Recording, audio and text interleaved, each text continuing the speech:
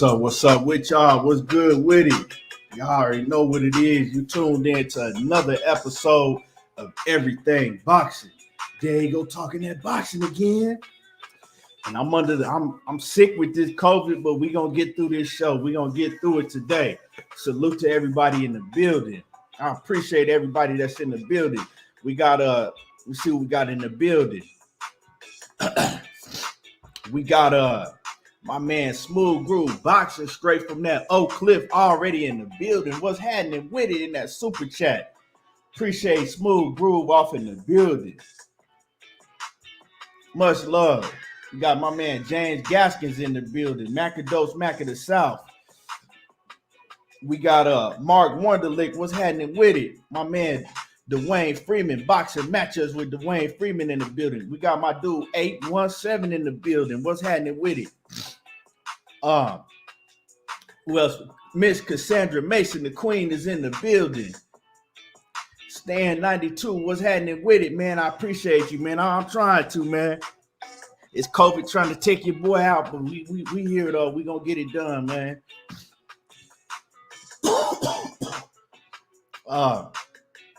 KG, what's happening with it? My brother's keeper, what's good with it? Phil J, what's happening with it? What's good with it? Yeah, man. Yeah, my bad, man. I wanted to do that show, man. I was excited for the show on Saturday, man. I really wanted to do that, the breakdown show. But we gonna do it. We gonna do it this week.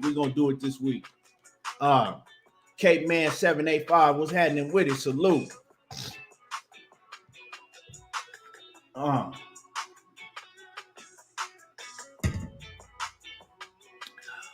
Yeah, we got some shit to discuss too.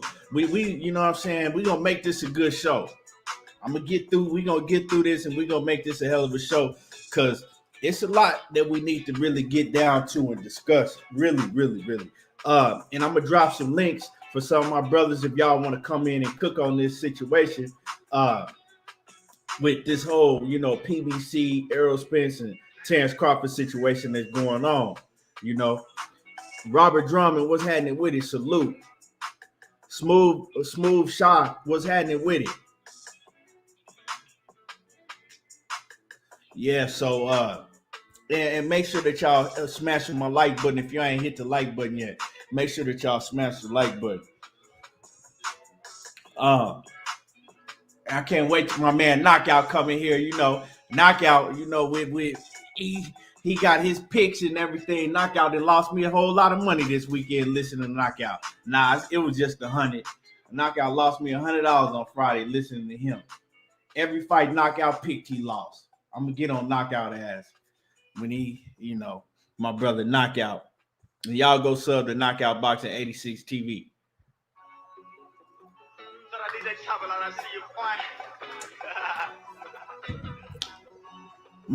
What's good with it? Chris Mitchell, fam in the house. What's happening with it? Man, 817 Knockout talking about, yeah, my predictions, if you want to, man, Knockout shit was ass backwards, dog. I'm like, man, this nigga Knockout then lost. Then every bet he called out, he lost. I said, man, ain't this some shit? Knockout had me feeling good about them bets, too. Uppercut Boxing Nation, what's happening with it? Salute. He couldn't have been more, man, you don't get that more wrong.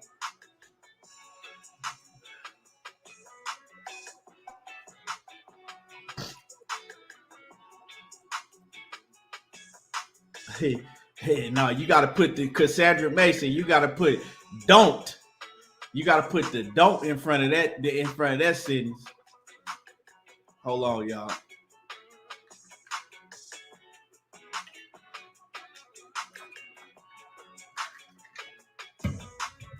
Oh, shit.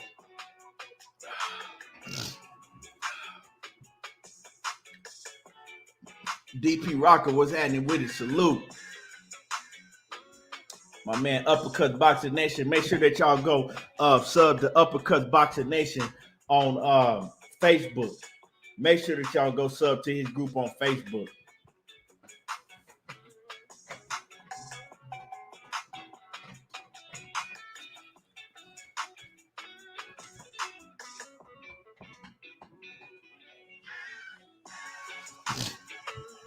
Who else we got in the building? Hey, Cassandra, man, I can't wait to knock Cassandra Queen. I can't wait to knockout come in here. That's the same. I bet with knockouts predictions twice. And twice he didn't fuck me. Twice. He ain't gonna give me no third time. I guarantee you that. Let me stop talking about knockout. He ain't in the building. I'm gonna wait to knockout get in the building. I'm gonna get on this helmet. Joe Jack, salute. What's happening with it? Salute. And yeah, so like I said, today we gonna cook mainly on just that one topic. We gonna cook on the Errol Spence, Terence Crawford, and the whole PVC. Looking like that they trying to hold the fight up. Looking like the fight might not even happen. But like I said, before we get into the main topic, if y'all got anything that y'all want to, just talk about before we get to cooking on the main topic, feel free to put it in the chat. Yeah, man, I've been taking ginger. I've been taking I've been taking ginger. I've been taking cayenne. I've been taking vitamins and stuff. I've been drinking a lot of coconut water, staying hydrated. So the coconut water definitely keeping me hydrated. And I just took this medication right now, so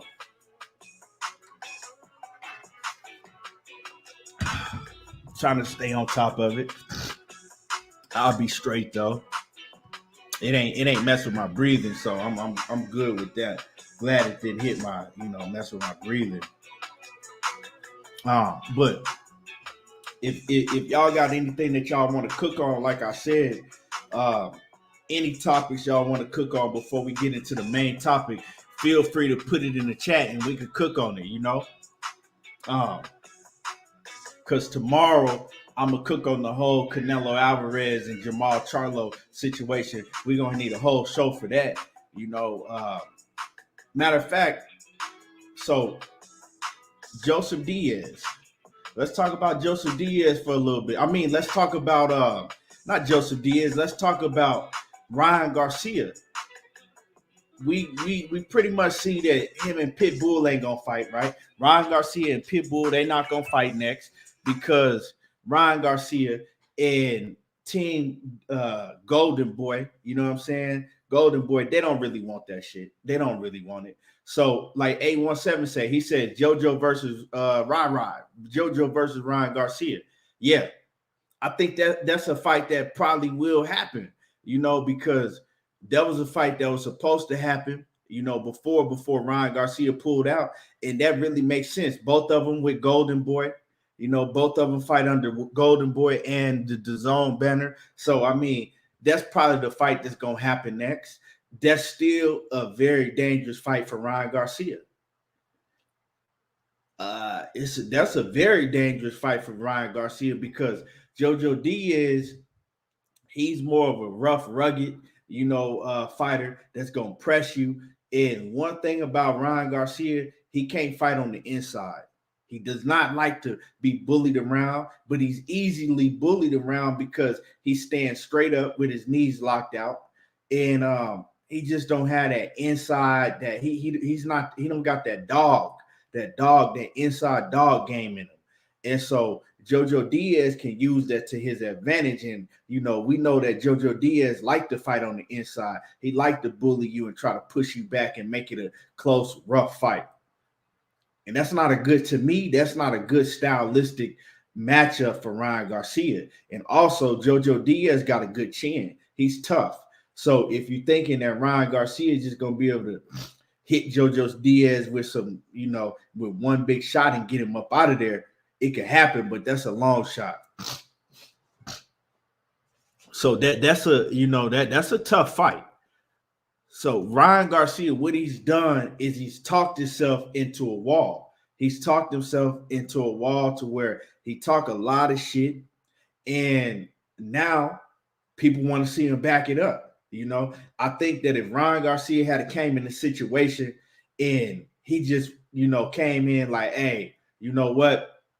Salute to everybody in my division, but I need to get back. I need a tune-up fight. I've been out of the ring for a long time, and then I'll pretty much fight anybody. But nah, he was talking real big shit the whole way through on the sidelines. You know what I'm saying? Scared to come. He's scared to come through the screen door, but he talking shit the whole way. You know, and yeah, now he put himself in a position to where fans are going to demand him, and he's not going to be able to fight a tune-up opponent. He put himself in that position. Mac of the South say Ryan belong on social media, not in boxing.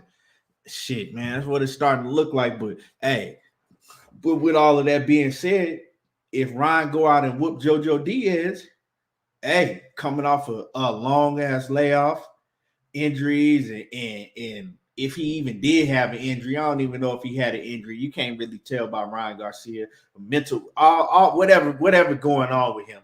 You know, coming off a long layoff, if he come and whoop Jojo Diaz, shit, he could put himself right back at the top with the rest of these guys. Knockout, they're gonna knock out, man. I was just talking about you, knockout. Knockout. I told, man, I'm saying knockout. We ain't going with your picks no more, knockout. Knockout then, man. Every pick you didn't put up, man, then mess me up, bro. Knockout. Man, all the money I lost, man, I could have sit my ass down, you know what I'm saying, and listen to knockout. Every pick you didn't put up, knockout. Man, come on, knockout. We got to do better than this, knockout. You know I'm going to get on your helmet for that shit. And I'm talking about knockout was feeling, he was the way how confident he was talking. Hey, bro.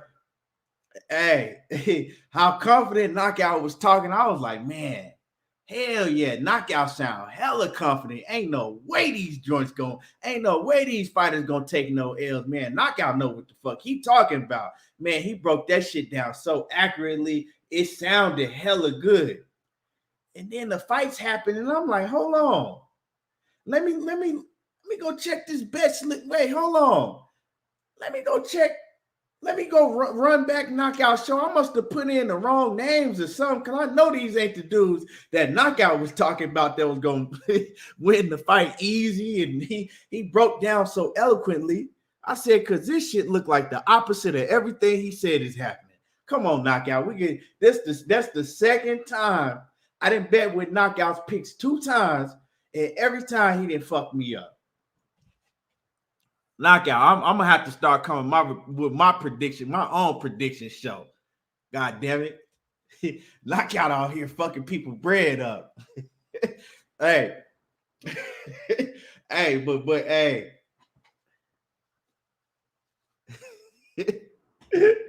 Oh shit. Knockout serious about that prediction shit. Hey man, and y'all go sub to Knockout Boxing 86 TV. Y'all go sub to Knockout, man. Knockout serious. Knockout said, I'm always confident with my record. How could you not be? He said, oh shit. He said you are absolutely positively bad luck. He said it ain't my fault. I'm bad luck, but you the one that put the prediction video up, knockout, and you the one that told everybody to pick these fights. How I'm bad luck? And I didn't pick them fights. You did. Hey, come on, knockout, man. We want a refund, boy. Hey, knockout, we want a goddamn refund. Hey, knockout said, I'm absolutely positively bad luck. And he the one that made the prediction video. I ain't call you knockout and tell you to pick them fucked up ass picks. Oh shit. Oh man, I don't need to be laughing this damn hard. Knockout. I did not call Knockout 86 TV and say, hey, knockout, man. Hey, do your prediction video and make sure everybody pick these picks right here. Nah, Knockout did that. And I'm watching, and I'm like, God damn, this shit is getting worse and worse. And then once I thought it couldn't get no worse, I heard a voice in my head said, but wait, it gets worse. And it got worse. I said, man, I ain't fucking with Knockout no more. The last time I fucked with Knockout, I lost my money. Hey, That's it. That's it. Knockout. Knockout. Knockout talking about my prediction record is 140-30, y'all. Yeah, when you picking fucking fights, when you picking shit like Gervonta Davis versus Gamboa, I'm fucking with you, knockout. You know, knockout. It's all love. Oh shit, man, we playing with you, knockout. Hey, knockout gets serious when you start talking about these picks. Hey, knockout mad as hell. He said, so we ain't gonna talk about all the picks I got right. He said, y'all fickle as hell. Knockout, chill, bro. We just playing with you, bro. We just playing with you. I didn't fucked up some. Hey, knockout serious about that shit, man. Don't fuck with knockout a bet. He said, actually, it's 189-40 now. I took 2 L's last week, and so what? Leave me alone. Hey, we fucking with you, knockout. It's all good now. Hey, knockout, knockout. Go on this. Unsubscribe. Hey, this is Knockout 86 TV, and I'm telling everybody to unsubscribe to everything boxing. Everybody needs to go unsubscribe to everything boxing right now. And this is Knockout 86 TV telling y'all. Oh shit. Nah, I'm fucking with knockout. No, I'm fucking with it, man. Hey, I done fucked up a lot of picks this year myself too. You know what I'm saying? We gonna get back on. We gonna get it back right. We gonna get back on track. Knockout. We gonna get back. And I'm gonna be on Knockout Show this week and shit. We gonna break some shit down on Knockout 86 TV this weekend. This week. All right, man. But let's go back to what we was talking about. Y'all don't listen to me. Knockout. He know his shit. He know his shit though. Don't listen to me. But anyway, yeah, Ryan Garcia, man. I don't see like if Ryan Garcia take a Joseph Diaz fight, right? I think that we do got to give him some, even though all the shit that he talked, we can't really necessarily say that Isaac Cruz is you know what I'm saying? We like if y'all think about it, Jojo Diaz might be a tougher fight than Isaac Cruz for Ryan Garcia. We really don't know. So it ain't like that he taking a level down if he do go and fight Jojo Diaz.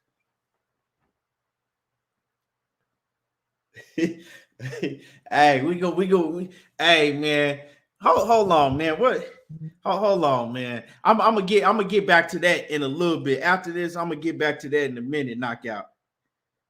I'm gonna get back to that in a minute, and we gonna see what fights you predicting this week. I'm gonna be on there with you. We gonna see what fights, and then we gonna get back to that. But yeah, man, what y'all think about Ryan Garcia and Jojo Diaz? Do y'all think it's a downgrade from Isaac Cruz? Because I really don't. I don't think Ryan Garcia and Joseph Diaz is a downgrade from Isaac Cruz.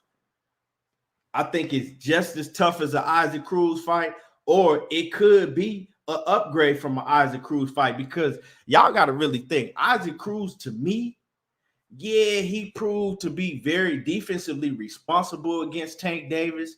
But other than that, I'm not really that sold on Isaac Cruz yet. Like, for real. Everybody just jumping up and down about Isaac Cruz, but I thought that Tank beat him comfortably with a broke hand or not. I don't think Tank had a broke hand, but with an injured hand, he beat him comfortably. And I'm not really sold on Isaac Cruz like that. Knockout say, nah, he said that's a fire ass fight. Yeah, it is. I think it is. And we can't really give Jojo Diaz no slack if he do. We can't give Ryan Garcia no slack if he do go and fight Joseph Diaz coming off a long ass layoff. That's still smoke. And we can't downgrade Joseph Diaz just because he got beat by Devin Haney. Y'all got to look at the style matchup that Devin Haney was for Joseph Diaz. So it was a very difficult stylistic matchup for Joseph Diaz coming into the Devin Haney bout. Anyway, first off, And I'm gonna go ahead and drop some links. So if y'all want to join in on the show,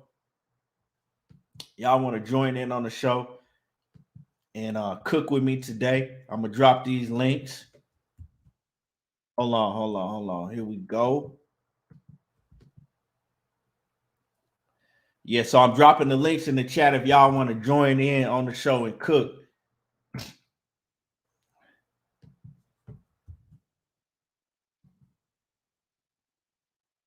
And I'm still gonna do the Errol Spence versus Sean Porter and the Sean Porter versus Terence Crawford, the side by side, round by round breakdown. I'm still gonna do that show. I gotta make sure that I'm good. You know what I'm saying? I gotta make sure that I'm feeling a lot better than I am right now when I do that show, because I want to have a different type of energy when I do that show. And I know niggas gonna get on here after we, you know what I'm saying, after we do the breakdown and everything. And then I know niggas gonna want to debate and do all of that. So I gotta have a different type of energy to be able to do that show. But that is coming. Maybe, you know what I'm saying, it's coming. I'm gonna let everybody know a day ahead so we can get ready, because it's gonna be a fire ass show. You know, and I'm actually I want to contact some, you know, maybe I could get some of Terence Crawford, you know what I'm saying, some of his people on the panel too. Floyd Macklin, what's happening with it? Salute to you, salute. Yeah, 817, man, it's gonna be a hell of a show. But yeah, like I said, I dropped the links in the chat, so if y'all want to hop on here and, you know, discuss this Errol Spence, Terence Crawford situation that we're about to cook on in a minute. And the whole PBC look like that they trying to shut the fight down. And we just going to talk about what's going on with that situation. But like I said, I want to cook on Ryan Garcia before that. And I don't really, you know, we give Ryan Garcia a lot of motherfucking heat because of him. He get a lot of heat because of the shit that he do. You know what I'm saying? It don't have nothing to do with nothing but himself. Heat that he brings on himself.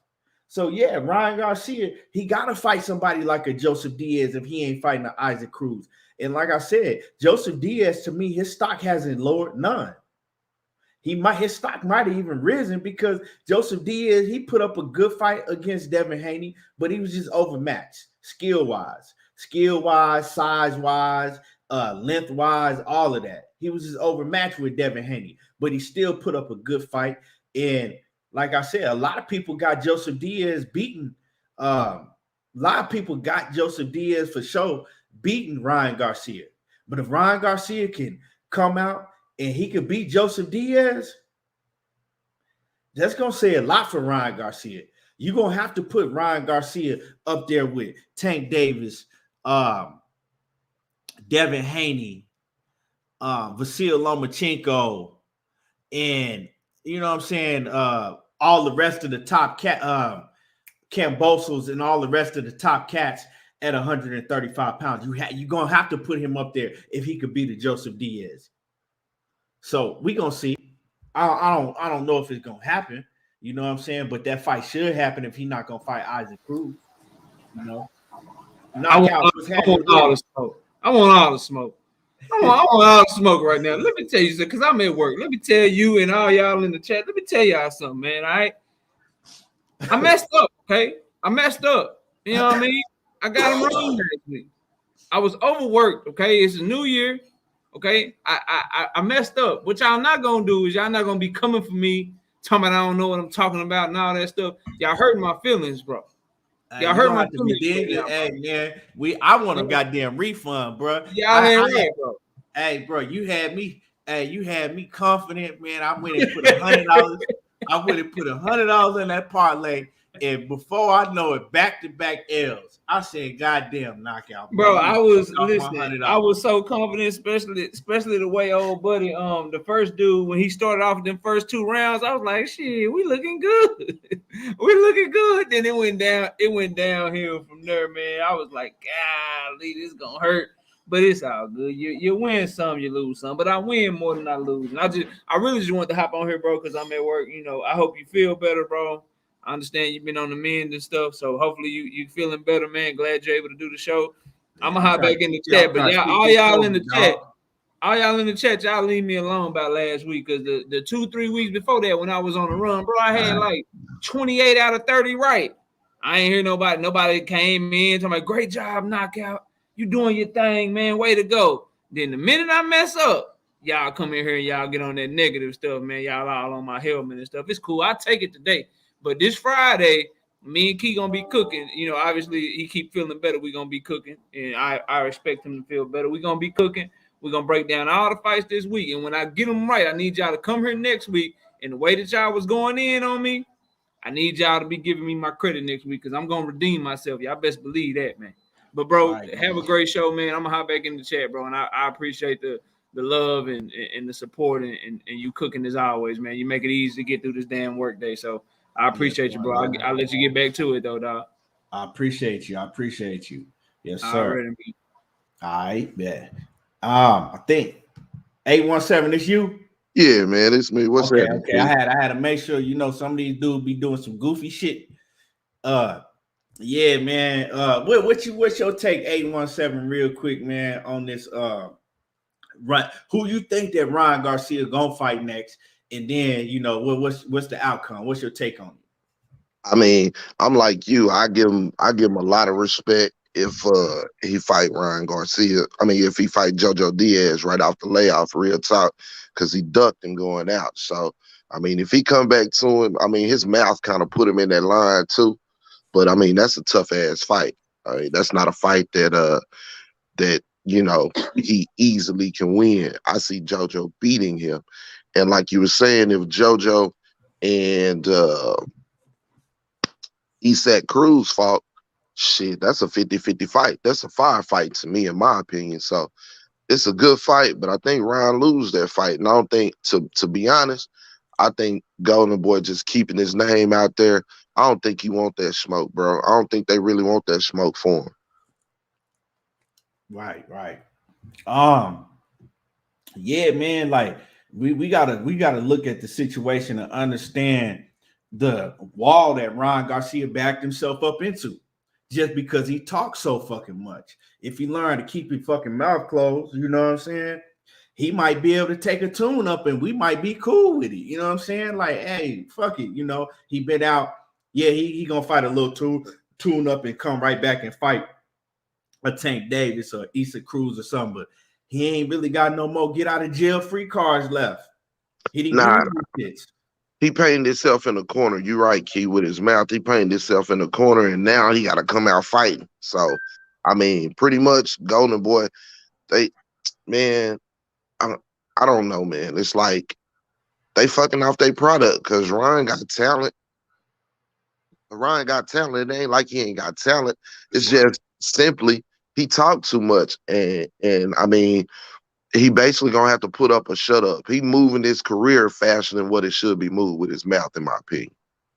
Right. Now, me personally, right, I see the talent in Ryan Garcia. Actually, I see a very, very talented fighter that if he, I don't know, you know what I'm saying? If he took shit more serious, kind of like what Canelo said, he was like, I don't know what's up with dude, he don't, he in the gym, then he out, he in, and I think that he could be a lot better than what he is because the flaws that he have, it's fixable, bro. Like the flaws that he have is fixable. Why haven't he fixed, standing straight up and locking his knees straight out? Why haven't he fixed, having his chin straight up in there? It's certain things that, to me, it should be an easy fix, but he haven't fixed it yet. I don't know why he haven't fixed it yet.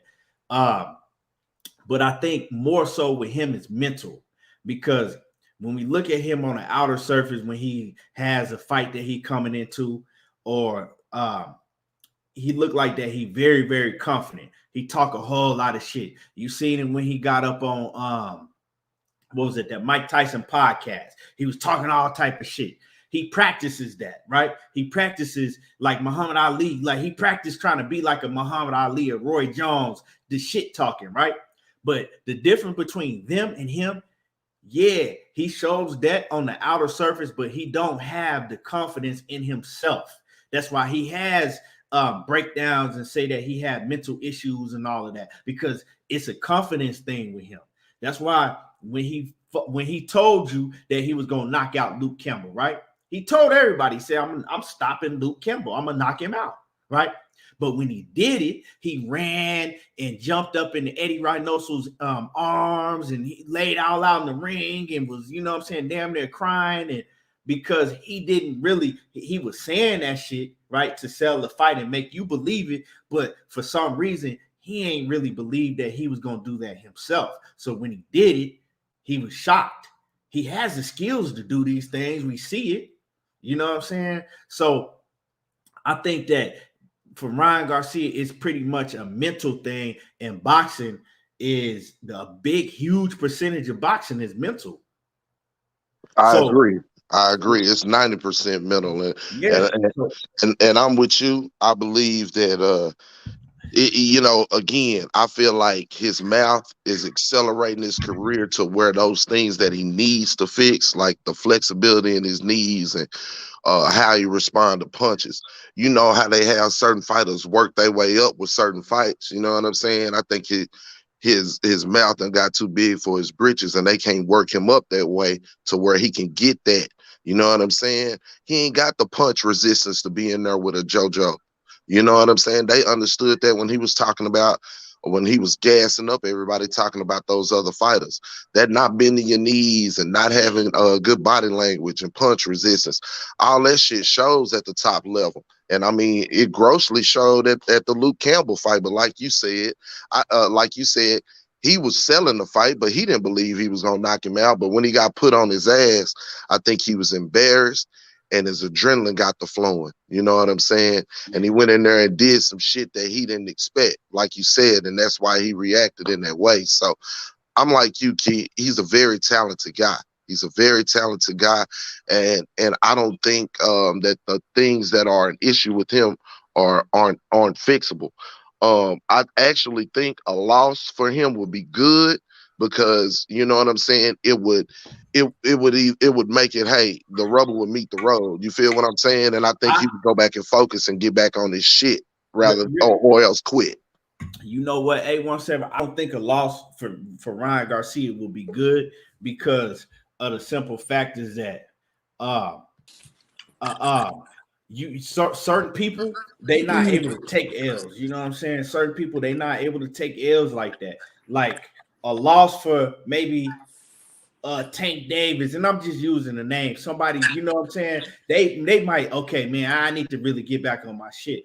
But Ryan Garcia, him already having confident issues in himself, right? If he take a L, that's gonna just drive his confidence in himself deep down. And I don't think he needs to take a loss. I think he's the type of fighter that you need to keep boosting his confidence, putting it, instilling that you are the best. Do this and you that, right?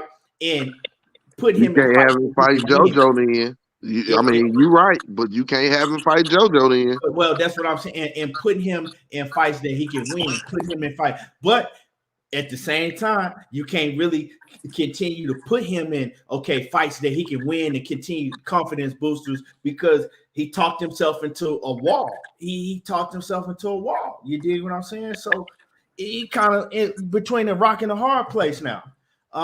But if he can beat Joseph Diaz, if he fights Joseph Diaz next, and we just all speculating, right? Because we don't know who he's gonna fight.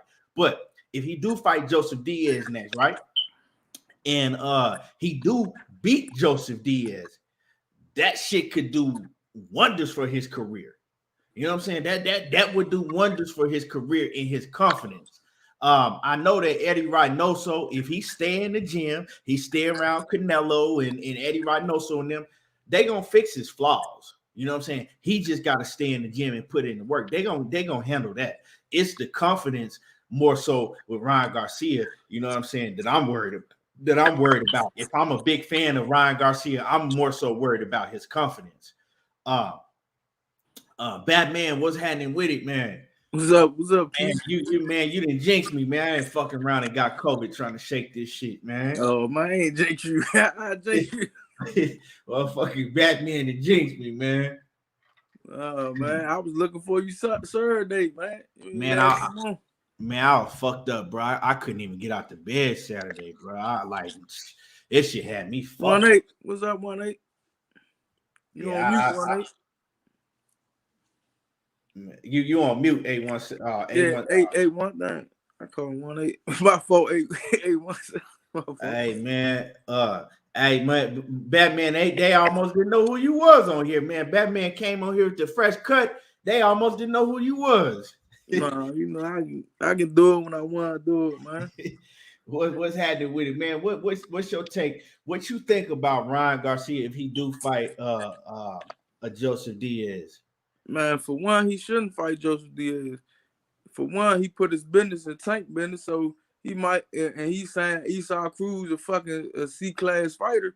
You should go in there and show us what you can do with a C. I mean, you saying how you can go through C-class fighters?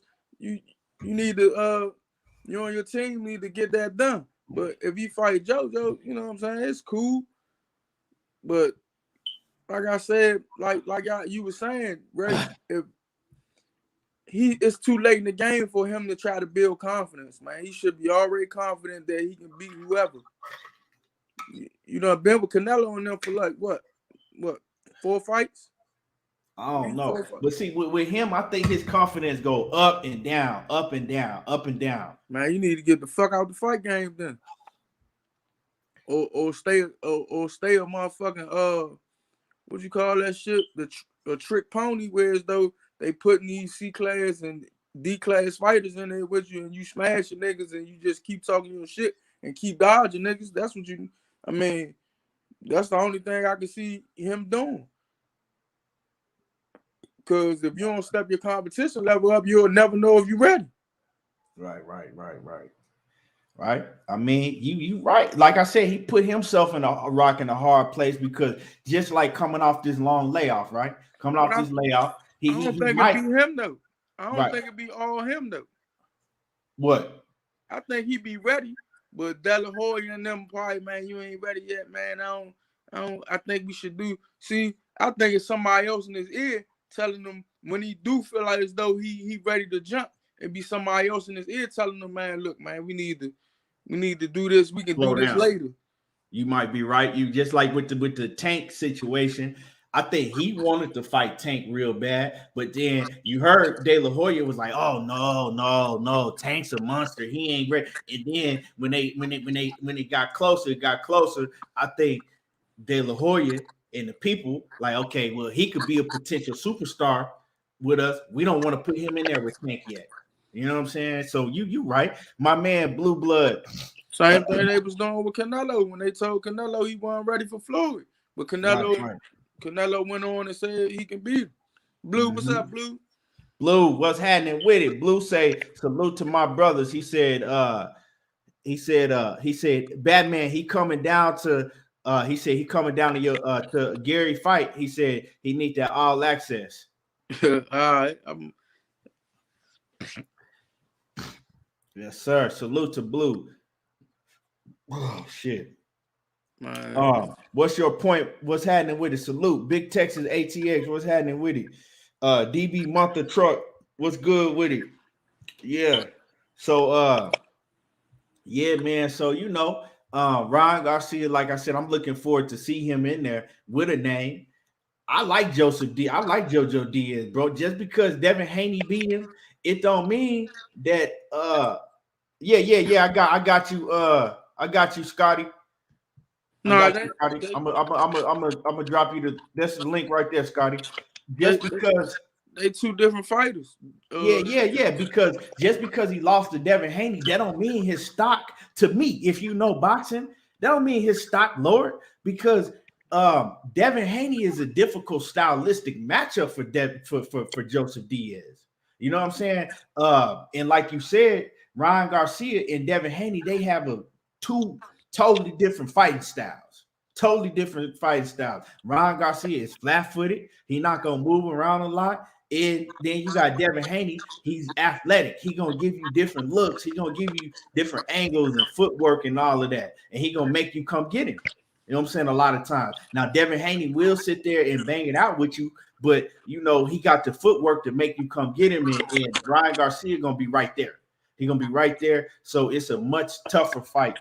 He got the footwork to make you come get him. You got me in the background, World Combat. Scotty, what's up, Scotty? What's happening with it, Scotty? What's good, man? What's good, fellas? What's happening with it, man? You good, man? You actually got COVID, bro? Yeah, I got COVID, man. I'm not even gonna fuck with you, dog, because I know how that shit feel, dog. Nah, I'm holding up right now, man. I got on this medication and shit. So why it's working? Who is this? Who is the other dude on the panel with you? This dude got a fresh line in the front. You know what I'm saying? What we doing there, Batman, in 22, dog? Nah, who told you to get your hair cut, dog? Ain't nobody told me to do nothing. It's just I was in here with COVID for so long, I had to get that shit chopped off. Damn, dog. I mean, that COVID ain't no joke. I ain't gonna fuck around with it, though. What y'all talking about, man? Yeah, man. So we just start cooking on Ryan Garcia before we get into the main topic, man. My man, Ultimate Fight Club in the building. That's my guy. He said, I don't like Garcia, but mark my words, he's gonna knock out Jojo if they fight. He could. He could. You know what I'm saying? Because he do got the talent.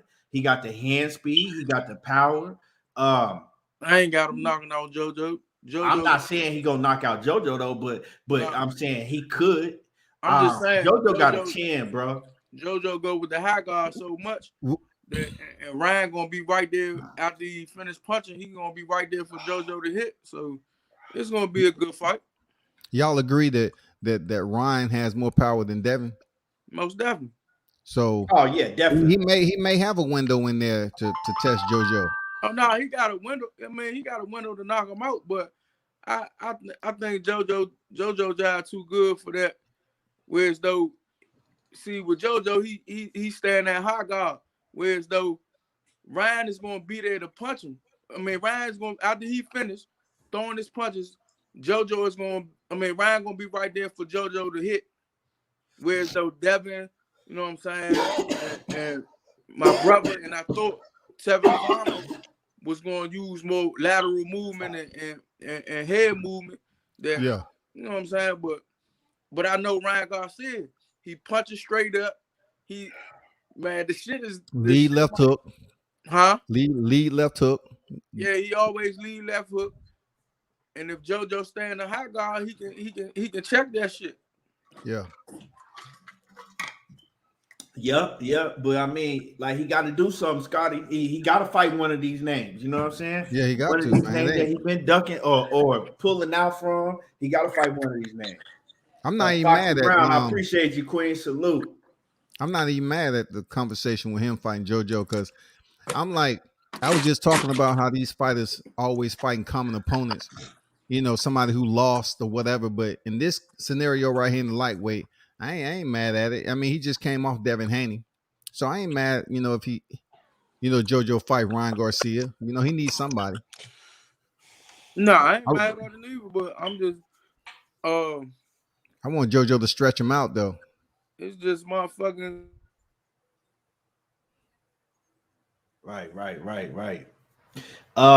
I mean, I ain't really, you know what I'm saying? Like it to me, I ain't no Ryan Garcia. I'm not a big fan, but I ain't no hater of his either. I'm just like, you know, you just need to go out here and put up or shut up. That's it. You know what I'm saying? That's how I'm pretty much in the middle with him. You got to put up or shut up. I ain't gonna root for you to lose. I'm not rooting for you to win. I just want to see what you made of in 2022. That's just what it is. You know? Yeah, because he pulled out so many good fights, man. Yeah, right. I feel differently, man. I'm a hater. I want to see Lord to the game. What's happening with it, Kwame? What's going on, guys? Man, I'm a hater, man. I'm waiting for him to lose, man. I just want him to be done. I'm tired of him capping. I'm tired of him calling out people, shit not happening. I think he just need to get beat so he could go just chill on Instagram with Jake Paul. He could just do what he really want to do with boxing because it just don't seem like he have the grit for it. I think he liked he liked the glamour of it in the beginning, like being compared to, Oscar De La Hoya having the look and all that stuff. But when it came down to the grind, and Canelo came out and exposed it. It was just like, it's like he don't have a heart for it. Like he wasted his time. And I'm just at the point now where it's like, just go do what you want to do. Because to me, it seemed like he being forced to fight or something. Like he is he's a boxer and he has a certain status, but he really don't want to fight the big fights. I just don't see that from him, and I'm just ready to just see him fight somebody and get his shit cracked and then just go retire. That's where I'm at with him. I'm hating. Yeah, you know what I'm saying? I'm still I'm still rooting for these young talent, that class that came in. I just want to see what he made of, bro. That's just me. You know what I'm saying? If he failed, he failed. If he, what I'm saying, come out and rise to the crop, hey, I'm with that. I'm with that. And salute to my man, Get the Smoke, man. He be over there cooking on my brother Money Brown TV show. What's happening with it? And y'all hit my like button. We finna get it really popping right now. So y'all hit the like button. Y'all smash. If you in the building and you ain't hit the like button yet, make sure that y'all smash on my like button. If you ain't hit my like button yet. Hey, Key, I would like to see Rolly come back into the picture and face Ryan Garcia coming off, a year layoff. You know what I'm saying? What? You know That would what? be entertaining. That you bring that up. I think that Rolly is too rough for Ryan Garcia. See, certain people don't understand that don't really know boxing like that. I ain't never been in the boxing ring. Certain styles make fights. You know what I'm saying? And that's a stylistic matchup. That's a nightmare for Ryan Garcia to me. Because he's too rough for Ryan. Ryan is more of a finesse fighter. Right. You feel me? He a finesse fighter, bro. He don't like to, get pushed around and roughed up and that rough shit. And Rolly, he gonna rough the fuck up like that motherfucker NFL linebacker and shit. That's how he fight. He Right. fight like he a linebacker. So Rolly is gonna do all type of shit to Ryan Garcia to make Ryan Garcia look like a bitch. Key, did you see did you see their sparring on YouTube? Rolling Ryan Garcia? Yeah, I saw that years ago. Yeah, I saw Years that. ago. He was uncomfortable as hell in that. He's gonna make him uncomfortable. And Ryan Garcia is a better boxer than Rolly. He got better skills, everything, but that style is horrible for Ryan Garcia being a finesse fighter. He got better skills. He just ain't got the toughness of the heart that Rolly got. Right. Right. It's like in the NBA, right? You got some centers, right? That can get down on the block, they can bang, and you know what I'm saying? And they gonna give you that work. But then you got other centers, they got a lot more skills, but you like say Anthony Davis, right? He got a lot, he got a lot more skills than a lot of centers do. Right. But you get him in certain situations, he can't perform because he's a finesse player. You put a big body on him and have a rough motherfucker banging up against him, he can't do shit because he's a finesse player. That's kind of like Ryan Garcia. He's a finesse fighter.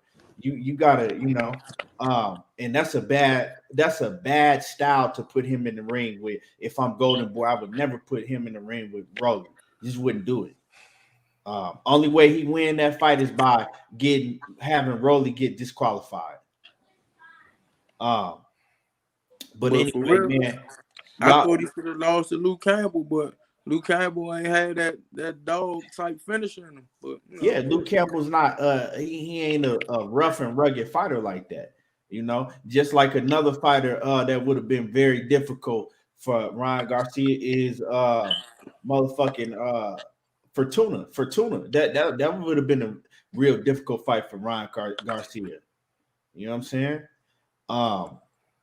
But yeah, y'all smash the like button because we finna get in the main topic now. And I'm gonna hold on. I'm gonna pull up this audio for y'all, right? So now we're gonna talk about the whole situation with PBC, right? Errol Spence and Terence Crawford, the fight that everybody on this panel, everybody in the chat, we've been wanting this fight to go down for years. But Tim Smith of PBC, what is he? What exactly do Tim Smith do for PBC? Batman. He a communications executive, some shit like that. Right. Like relations. I don't know, whatever. Right. Yeah, But some shit like that.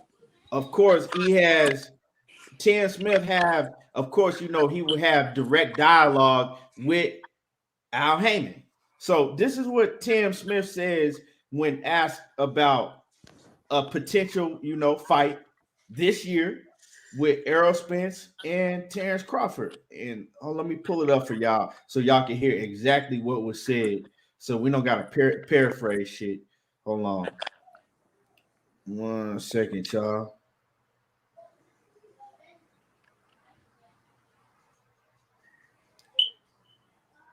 Okay, here we go. I'm gonna play it for y'all so y'all can hear this, and then we gonna cook on this.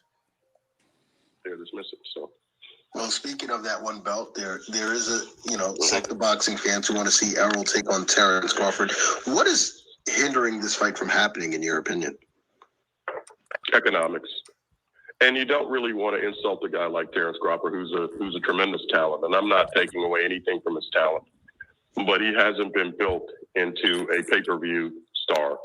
And I'm not saying that to throw shade at the guy, but you got to go on his track record. You got to go and look at what he's done, in the pay-per-view fights that he's been at, been involved in.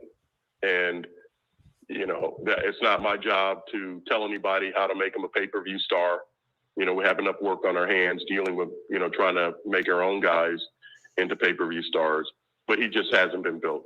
And trust me, if there is money in him fighting Errol Spence where he could get what he wants and Errol could get what he wants, that fight would get made. But you don't want to insult the guy. Nobody wants to insult this guy and make him an offer that's insulting. Nobody wants to do that. Like I said, he's a proud champion, and you don't want to do that. You don't want to do that to him. But from a business standpoint, it's a fight that, might excite the fans and all these people that are out there yelling about pay-per-view and too much they're not buying it anyway. They're not going to plop down any money to make it, successful. They're going to steal the fight, but, they're not going to support it on pay-per-view, and the numbers, won't be enough to give him what he needs or not necessarily what he needs, but what he wants, and I don't know what that number is, but I would think that number, would be very high.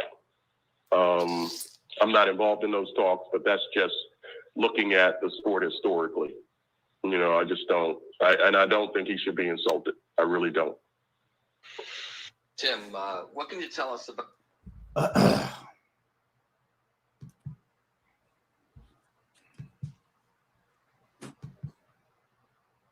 That was old Timothy Smith, huh? So yeah. So were y'all able to hear that clearly? Yeah. Everybody. Okay. Now let me give my take. I'm gonna give a real good thing. I'm gonna go around the panel. So I had a problem when I heard that shit, bro. Like that shit made me mad. It made me not even like dude, and I don't even know the dude, right? But I mean, I know it ain't really on him, and I start thinking because we're gonna hear from this, we're gonna hear a lot of things. We're gonna say, oh, they're just protecting Errol Spence. We're gonna hear that. We're gonna hear that, Errol Spence went behind the scenes and he telling them that he don't want to fight and this, and that, right? And I had a lot of problems with a lot of things that he said in that because first of all, you say that you don't want to insult Terence Crawford, but he's going to ask for a whole lot of money, but you have no idea what amount of money. Well, how you going to say that man going to ask for an amount of money, but then turn around and say you don't have no idea how much it is? That makes me think that you do have an idea of what Terence Crawford is asking for behind the scenes. That's making me think that you already do have an idea, but you don't want to keep it 100 and just say. and say that, right? Now, if you're saying that there's no money in the fight, it's bullshit. How can you sit up there and say, oh, well, Terence Crawford is not a pay-per-view star. Okay, we already know that. You know what I'm saying? We've been through all of that, right? But Terence Crawford versus Errol Spence is a fight that people been asking for years and years and years. So Terence Crawford being not a pay-per-view star don't have nothing to do with an Errol Spence fight, because this is a fight that people want to see. Terence Crawford wasn't a pay-per-view star because you was putting him in the ring. He was getting put in the ring with dudes like Amir Khan that was washed up. Fucking who else he was on pay-per-view with on HBO years ago. He was on pay-per-view with the white dude post out. Nobody was fucking asking, you know what I'm saying? Like, them ain't no fights that people are begging for. Yeah, he not finna be no, because Terence Crawford is not a pay-per-view star on his own. You can't just put him in there with anybody and he gonna sell a whole bunch of pay-per-views. Yeah. But you can't tell me that Terence Crawford and Errol Spence is not a star-studded pay-per-view fight, because it is. That's a fucking lie. Now, it's shit that goes behind this that he didn't want to talk about, but you beating around the bush, and what you saying don't make no sense. You're saying, oh, well, the people, they're not going to pay for it anyway. Okay, we're not going to pay for bullshit. But when it's a fight like this that everybody been asking for, it ain't nobody that know anything about boxing or that's even heard about boxing that tell you that they don't want to see Errol Spence versus Terence Crawford. Matter of fact, we're gonna do this, right? We got some time today. We're gonna do this. Everybody in the building, if you would pay, right, $80, let's say $80, right? If you would pay $80 to see Terence Crawford versus Errol Spence and not stream it, we're not talking about, don't lie, keep it 100. If you would pay $80 and you would not stream it just because you want to support the fight, put a 1 in the chat. Put a 1 in the chat. Because I listened to more of that interview with Tim Smith, and all he was doing the whole time was shitting on boxing fans. He was shitting on boxing fans the whole time. That's all he was doing. I listened to the whole interview. He was talking about why. Hold on. Everybody. Dwayne, One, James, Jaron, Junior, John, Best Videos, DB, Stan, BL, Daryl, Big, Show, Cassandra, everybody. Come on. If you'll pay for it, everybody that's in here, if you'll pay for it, put a 1 in the chat. Hamilton Steele is the only one out of all these people that just said straight up, I stream all fights. Boxing don't deserve my money. Well, with that being said, bro, I mean, if you gonna stream a fight no matter what it is, and you saying that boxing don't deserve none of your money, well, I don't know if you really a fan of boxing, because if I feel that way, I'm not even gonna waste my time watching boxing. And that ain't no diss to you. I'm just saying. John Kramer said, I'll pay $150. Everybody in here. James said, I'm paying as soon as the pay-per-view become available. Right. So he's on here shitting on fans, talking about, oh, well, the fans, nobody's going to pay for it. That's a fucking lie. Right? That is a lie. Yeah, Terence Crawford ain't no big pay-per-view draw by himself. Right, but he definitely is a big name in boxing. We can't sit here and act like that Terence Crawford is not a big name in boxing. He is, but his name has been linked to one man for the past 4 years, and that's Errol Spence. So who ain't gonna pay for that motherfucking fight? Everybody's gonna pay for that fight. Everybody is gonna pay for that fight. If you can't go to the fight, you're going to pay for that fight. They probably gonna break gate records, and they gonna at least sell. If you telling me that Manny Pacquiao and Keith Thurman did almost 700,000 pay-per-views, You gonna tell me that Terence Crawford and Errol Spence ain't gonna do more than that? It is up to you all to promote it to make sure that it sells.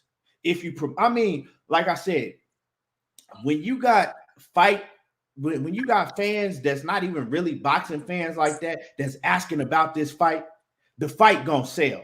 I got partners that don't even know shit about boxing that always ask me, man, well, what's up with that dude, Errol Spence and Terence Crawford, man? Is they gonna fight? Man, is they ever gonna fight?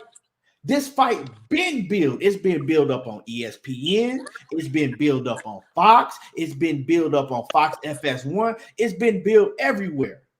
And then, like my man Get the Smoke say, you got the Dallas Cowboys, right? You got Errol Spence. We got the backing of the Cowboys. Come on, man. If y'all don't stop with the bullshit over at PBC right now, and see, the thing is they don't want to tell what the real issue is, but I've been telling y'all what the issue was going to be a long time ago, and didn't nobody want to listen to me. I told y'all, somebody got a lot of feedback. I don't know if that's you, Batman. I think that might be you, Batman. Yeah. I told people a long time ago, I said, when you have Terence Crawford saying, fuck the PBC, well, not Terence Crawford himself, but when you got Terence Crawford's trainer, Bomac, right? When he's going around on different platforms, on big platforms saying, fuck PBC, you know what I'm saying? We don't fuck with PBC, you know, and all of this, right? And then you got Terence Crawford saying that, hey, I don't fuck with Al Haymon. I ain't doing no business with Al Haymon. I'll go talk to Floyd Mayweather and try to see, you know what I'm saying? But I don't fuck with Al Haymon, right? And yeah, he said that shit behind the scenes. He been saying that. So, of course, that shit gonna get back to Al Haymon. So come flat out and just say, hey, we don't want to get this man, no, we don't want to get this man paid.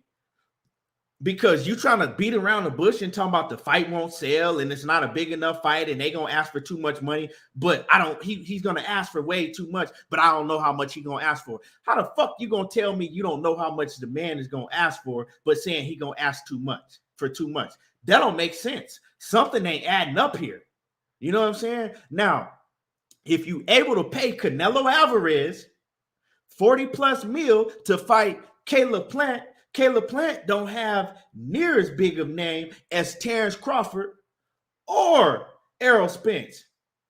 You know what I'm saying? And I fuck with Caleb Plant heavy, but his name, he don't have half the fan base that Terence Crawford does. Let's keep it 100. He don't. But you able to pay him 10 mil and you could pay Canelo Alvarez 40 plus mil? And you telling me that you can't pay Errol Spence, let's say, let's do the high end. Let's say Errol Spence asked for 20 and Terence Crawford asked for 15. So you mean to tell me that this fight ain't a $35 million fight? Come on, dude. Like, this dude is trying to act like the boxing fans are ignorant.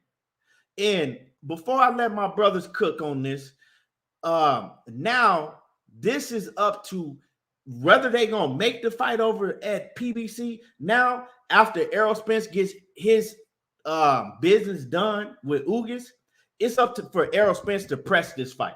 It's to Errol Spence to let everybody know, look, I want Terence Crawford. Y'all make the fight happen. Y'all work for me.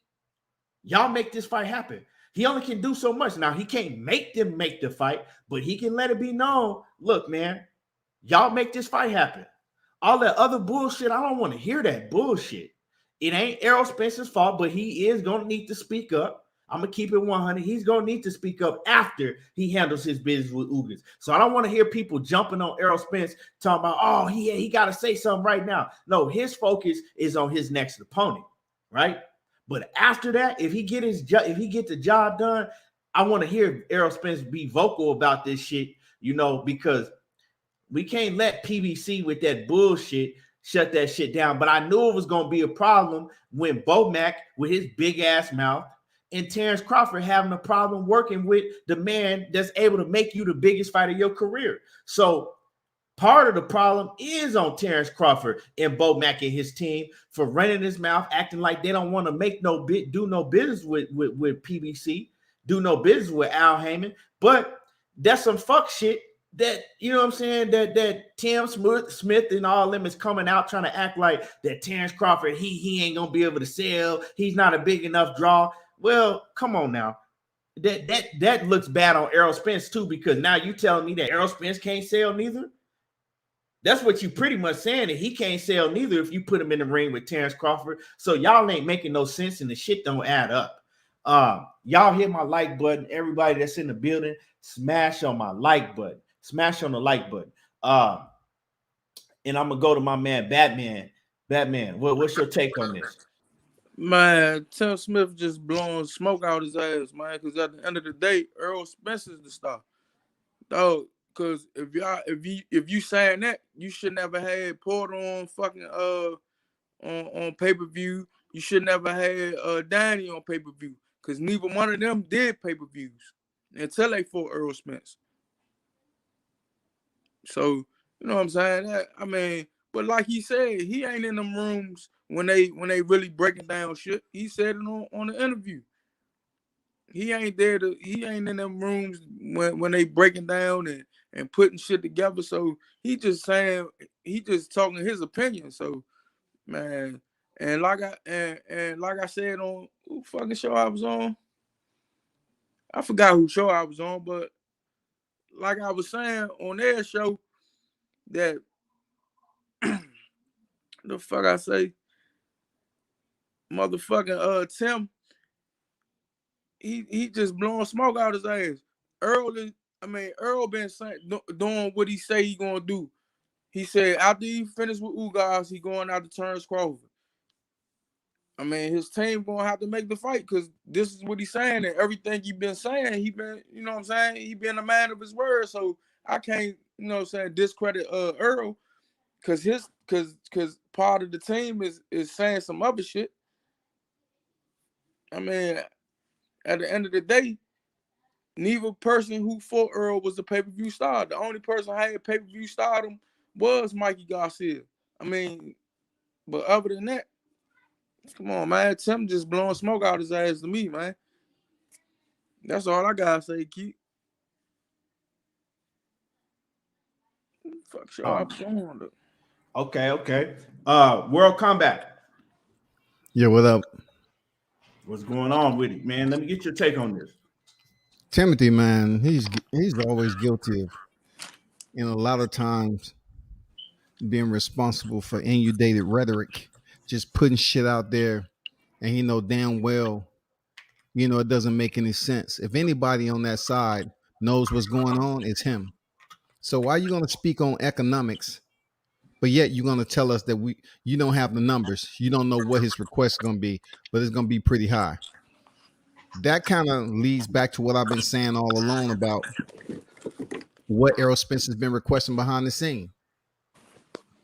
I told people he was requesting 70-30, and Crawford was good with 60-40. But Tim get on here and talk about economics and trying to convince the public that we ain't gonna be able to make the fight. He wanna put a plea out to the public and make it seem like the culpability is all Terence Crawford because he's asking too much, and then they just don't have the money to suffice. I mean, come on, PBC. Now you sounding like you never should have been in the game to begin with, like you have ulterior motives for this fight. And, if anybody, I've been around Tim. If anybody know what's going on, he know what the fuck going on with this situation. Absolutely he does. And he don't usually say much, but when he does, he has no problem putting word out like that. He has no problem with it. That's what he does, man. Tim don't have no motherfucking problem putting his rhetoric out here and saying some shit about, they really can't support the numbers, whatever those numbers are. If you either know the numbers or you don't know the numbers, Tim. You know what I'm saying? If it's all about economics, then tell us what's the dissuasion. Why you can't make this shit happen? What is Terence Crawford asking? And all the people that's been on PPV as of recent, Why in the fuck we can't make this fight in 22?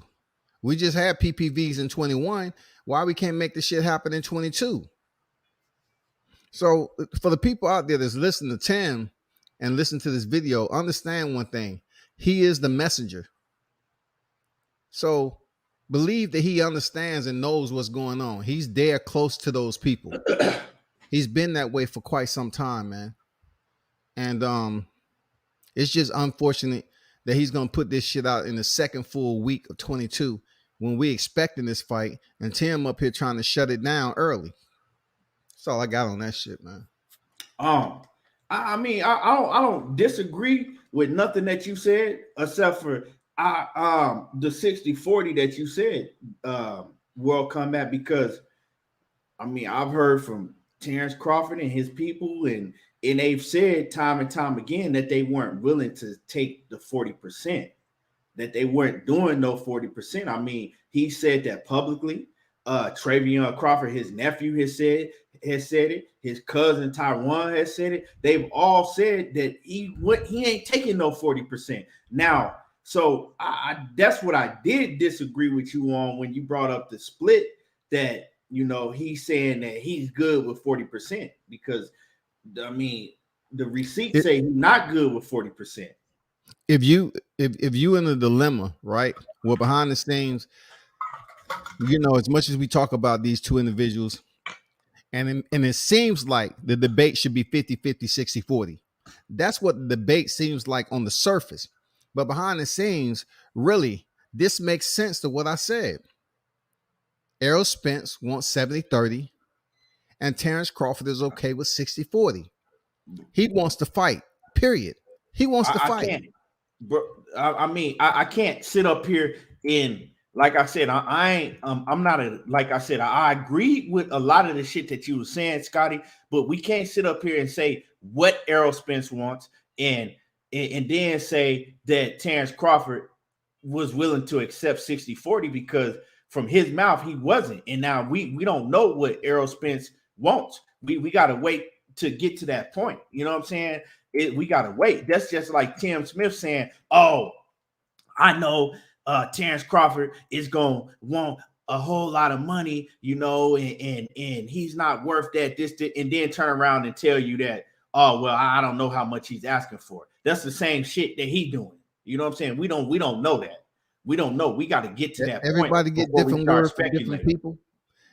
What'd you say? Everybody get word from different people.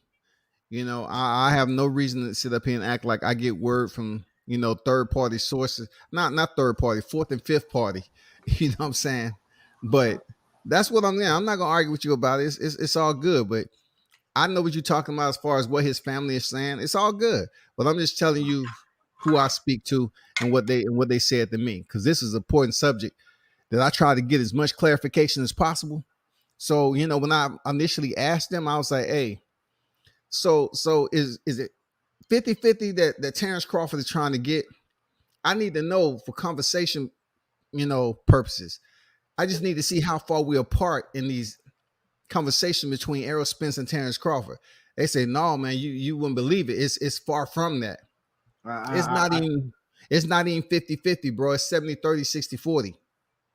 I can't, you know what I'm saying? Like I said, Scotty, I can't tell you that you telling a lie about what you heard behind the scenes. But like I said, when I hear it from the horse's mouth, they saying different. You know, they saying different. And then we can't speak for Errol Spence because we don't know what Errol Spence is asking for now. All we've heard Errol Spence say is, hey, once I get this third strap, I want to fight Terence Crawford. We don't know what type of percentage he gonna ask for. Now we know what from speculation from us saying, oh well, he should ask for this, or now it's a 30, now it's a 70-30, now it's a 60-40. We know from what we've been saying, but we don't know what that man's saying. We don't know if he just like, hey man, I just want to fucking make the fight and move up. We don't know that now. So I mean, it ain't really nothing to debate until we hear from them.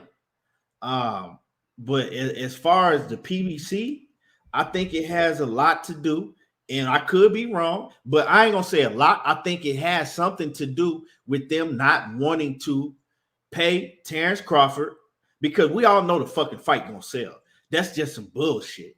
You know what I'm saying? I think it got a lot to do with them not wanting to pay Terence Crawford. It's just like this, right? It's like, man, fuck Scotty. Scotty a bitch. You know what I'm saying? Fuck that bitch ass nigga. You know, and then right, and then I need something from you, and I'm like, hey man, Scotty, hey man, can you do me a favor, man? And can you give me a interview with Roy Jones, man? I know you fuck with Roy. And be like, nigga, you gonna be like, what you gonna do? You gonna be like, man, fuck you. I gave you no fucking interview with nobody. I ain't fucking helping you out. I'm not finna help him out. So I think some of that shit got to do with Terence Crawford and his team down in Al Heyman and PBC, and they got a personal vendetta, personal grudge against him. Plus, they see that he won't sign with them. They have a personal vendetta, personal grudge. They can't, because it's business. They can't just come out and tell you like, hey, man, fuck him. You know what I'm saying? We ain't paying him shit. Yeah, we'll give him the fight if he gonna take, you know, much less than, you know, than what he asked you, or much less than what we think that the fight is worth. Yeah, we will give him the fight then, but we ain't giving this dude no big ass payday. Fuck him. They ain't gonna just come out and tell you that. So they're gonna beat around the bush and tell you that, oh well, the fight don't sell, the fans, they gonna scream it, Terence Crawford, he not a big enough name, and this and that. Yeah, they gonna beat around the bush and they gonna tell you all that bullshit. But me personally, I think it got something to do with them running around, you know what I'm saying, with them running a fuck Al Heyman campaign and fuck PBC campaign, and we ain't signing with no goddamn PBC, and I think it had a lot to do with that. But you know, that's just my opinion. To those in the chat, say what you want. There's nothing I got to prove to y'all. I mean, y'all can say what you want and say what you. I don't have to cap about anything, bro. I talk to who I talk to.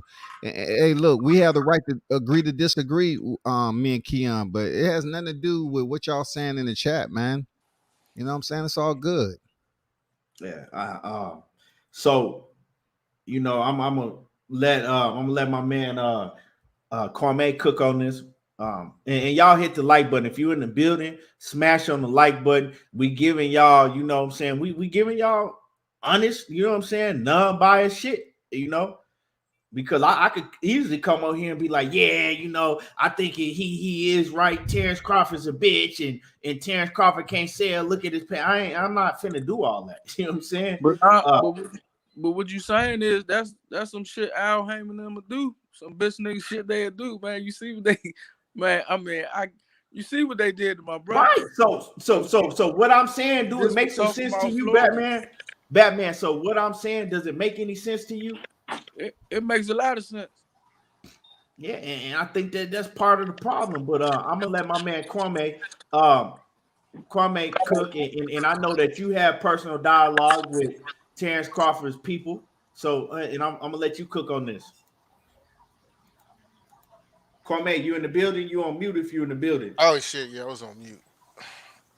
Yeah, man, I think I agree with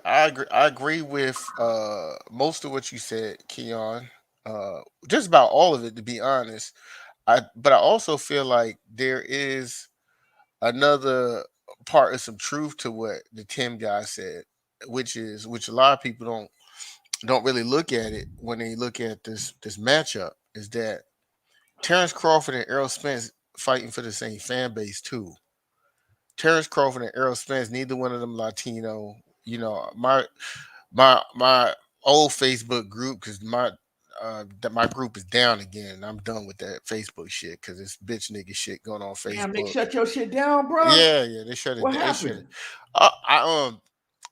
Basically, someone posted. You remember when EJ did that old Instagram live where he was like, I ain't gonna let no nigga from Nebraska beat me. He said he was like, so he said, y'all don't want to see me fight Terence Crawford. I beat that boy ass. Tell Bob Coyle. So somebody put the video up, and I just quoted it and started laughing, and they said I was inciting violence. So I was like, "Yo, fuck Facebook, bro." I got banned for like 3 days. that, bro. That's now you see why I don't get on Facebook like I'm that, done. bro. I'm like, yeah, I'm just gonna transition over here to YouTube and leave Facebook Yeah, now alone. you see why I don't fuck with Facebook, bro. This shit, anytime I would post anything about boxing, they shut my shit down. I'll be like, man, it's crazy, man. It's crazy. I ain't even say, yeah, fuck Facebook, man. But as you can see, like, you know, even like in the group, the main people that argue back and forth, that debate back and forth about Terence Crawford and Errol Spence are black. And that's a big part of why I respect somewhat of what Tim Smith say, because it's not, you know, it's not another like that's a hardcore they try to make it casual, but there's a lot of what truth to what he's saying, because Terence Crawford, no matter what, at the end of the day, Terence Crawford numbers suck. It's just what it is. You know what I'm saying? And you depended basically on those fans to buy the pay-per-view that don't buy them. And then you gonna depend on Errol Spence fan base to buy the pay-per-view who does buy them. But you need another fan base. You know, for the money that they're gonna ask for, you're gonna have to take the gamble that the Latino fan base is gonna buy it. You're gonna have to take the gamble that the UK fans that Errol Spence got for fighting Kell Brook gonna buy that fight. You're gonna have to take that gamble, because you know it ain't Viva Mexico, and half of these niggas, they do stream fights. Have it like, I'm a support the fighters. You know what I'm saying? I'm a support the fighters. That's just what it is. As much as I can't stand Terence Crawford people, I still buy his fight, because it ain't personal. It ain't personal to me with him. You know what I'm saying? Because I want to see them fight. I'm gonna support both fighters, so we could, you know, my dollars is there to back up to make the fight happen. But on the flip side of it, they fighting for the same fan base. So basically, he pretty much saying that they don't respect the black dollar. No, they don't think that black people can come enough. You know what I'm saying? Can come together. They don't respect the black dollar. That's what they're saying. They're too afraid to put two black superstars in the ring with each other, and that's just basically what it is. Then, yeah, I believe that's part of it. And I feel like at a fight, I hate to sound like Floyd Mayweather when I say this shit, but a fight of that magnitude, you see, because there's a gamble. You know what I'm saying? Like, this is I'm just speaking on the part that you ain't speak on already, because what goes into that part is exactly what you said about Terence Crawford has done everything to avoid PBC to make the fight. He's done everything to avoid it. They see that. Batman got firsthand experience on how they do when you ain't trying to be down with the get down. You know what I'm saying? When like Kwame Brown say, you ain't part of the get along, the go ahead get along gang, whatever you call it. You know what I'm saying? When you ain't part of that, you know what I'm saying? You gonna get frozen out. You know what I'm saying? And the truth is, but skills is up to par for it, but his star power doesn't match how he act and what he gonna ask for. You know what I'm saying? Because really think about it. What fight can Bud Crawford ask for a lot of money for on his own if Errol Spence is not included in that fight? Really think about that. What fight can Bud Crawford say, hey, I want X amount of dollars, this is what I want, because I'm talking about a big pay-per-view fight where it's like, I want X amount of dollars because I demand this shit. He got to move up to 154 to fight Charlo or Castano. Right. And then and it would have to be Castano, because him and Charlo's not a bigger fight than him and Spence. We going back. Those are both PBC fighters though. Right. And they're two, and that's what I'm saying. And Charlo's another black fighter, so maybe Castano, because the Mexicans will come along to that market and help buy that fight. I see. I disagree with the whole. Oh well, you know, because is you tapping into the same all black market. Nah, bro. I know the Mexicans. If it's any Mexican fans in the building, I know I got some Mexican fans in the building, boxing fans. What y'all pay to see Errol Spence versus Terence Crawford? The Mexicans is gonna pay for that shit too. And Errol Spence actually has a big Mexican fan base. He does. Also, Terence Crawford, right? You know what I'm saying? I ain't trying to make this no race shit, but the white people, they fuck with Terence Crawford. The white fans, they fuck with Terence Crawford over Errol Spence. Like them white fans, they ride with Terence Crawford heavy. But guess what, Keon? They don't buy his fight though. That's the point. You see what I'm saying? It's like you could say they fuck with him heavy, but you could only say someone fuck with you heavy if they supporting you. You know what I'm saying? If they backing you with dollars, because where's those people who from white fans is fucking with him heavy when his pay-per-view numbers is coming out? They not there. You feel what I'm saying? And again, the problem is this, because again, I don't want to agree with Tim Smith on what he's saying, but I see validity in it because I reiterate this again. Without Errol Spence, what big money fight could Terence Crawford headline? So for him to come in here with the fuck PBC and be all arrogant, you know what I'm saying? I can see you arrogant and confident on your skill set, but that's not what's going to buy the fight. So the point is, again, you saying fuck PBC and all this other stuff, so Kwame, are you sitting here telling me that's not a $35 million fight?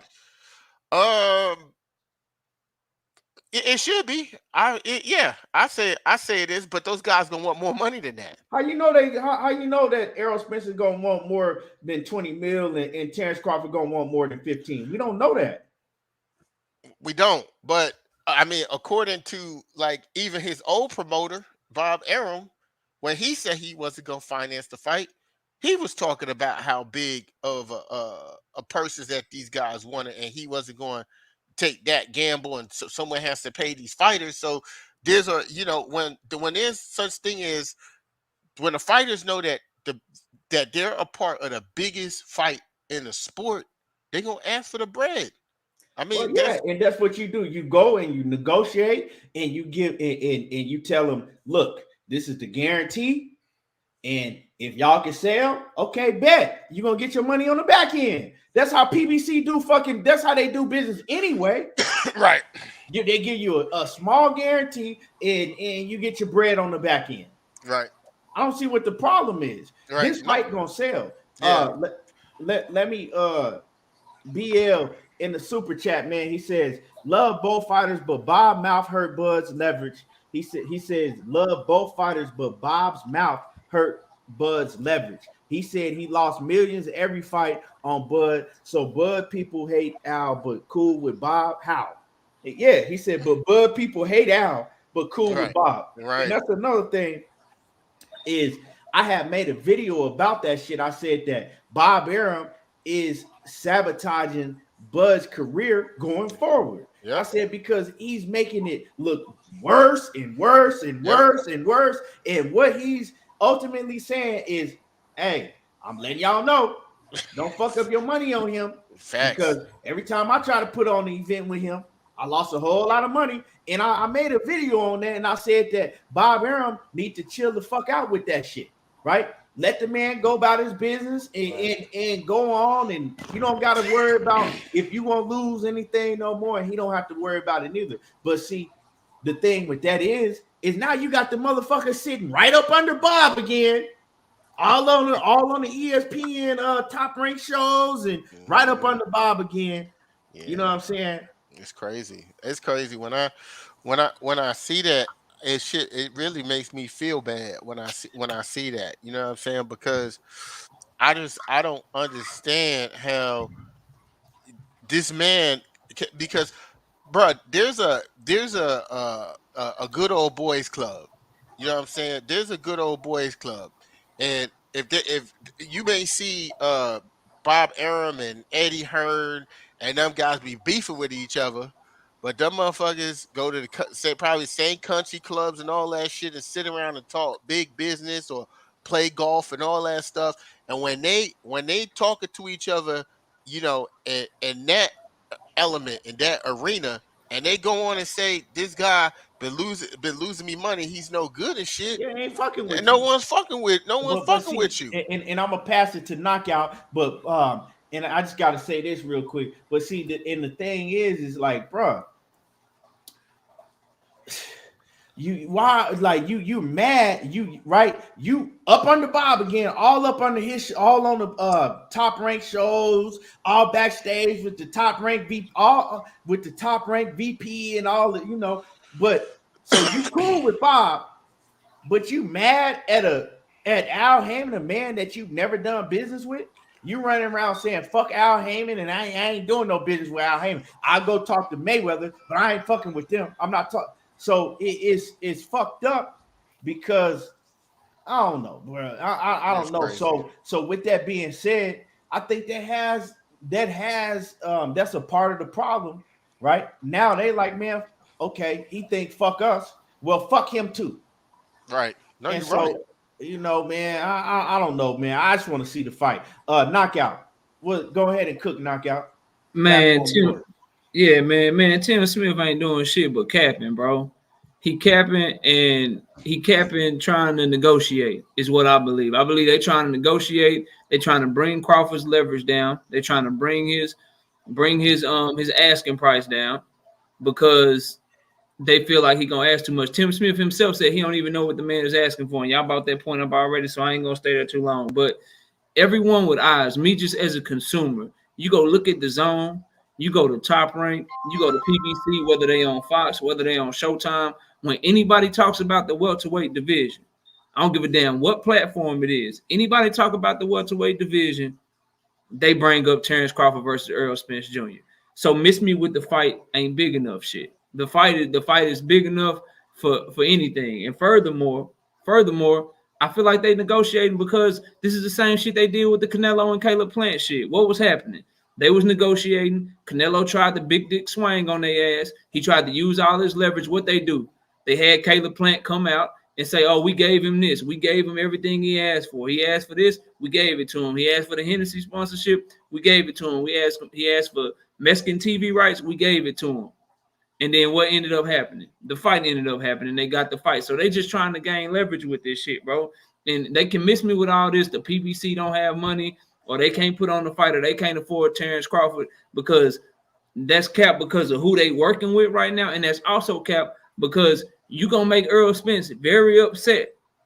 And the reason I say those two things, number one, for those that don't know Fox, and I'm sure everybody in here know I'm being I'm being facetious, but everybody know Fox is one of the biggest damn networks in the world, bro. In the world, let alone America. They get all of this advertisement money. They got money, bro, that they can put on this fight for Fox, and they can pay the purses. Al Heyman can go to them and say, "You're making the biggest fight in boxing." They can make the purses. They can pay for that shit. Or if they want to go and they want to go on the Showtime side, Showtime, oh, that's just a cable network. That's this, that's that. Wrong. CBS owns Showtime. CBS is another one of the biggest networks in the world, let alone America. They could put up the money for this damn fight. So they have avenues that they could go to get the money. So that's all cap. And then furthermore, the reason I say it's going to piss off Errol Spence, this man has said he wanted undisputed the whole time. And if you're trying to tell him you don't have money for his fight with Terence Crawford, that shit going to piss him off, bro. And that's one of your biggest draws. I don't believe that shit. I don't believe that they're going to pay standing owners to step aside so that Errol Spence can fight Ugas only to realize they don't have no money for Errol Spence versus Terence Crawford. Al Heyman and the PBC have never moved like that, bro. Why would they pay millions for somebody to step aside to make a unification, knowing that Spence wanted to unify the division this whole time, and he's saying out of his own mouth that he want Terence Crawford next? Like, bro, like that don't make no sense. And then if you keep pulling back the tea leaves, what does Spence have? He got a new strength and conditioning coach. That strength and conditioning coach is Fight to Be Fit. He's doing his nutrition and all this shit. Fight to Be Fit is putting shit out here, the road to undisputed.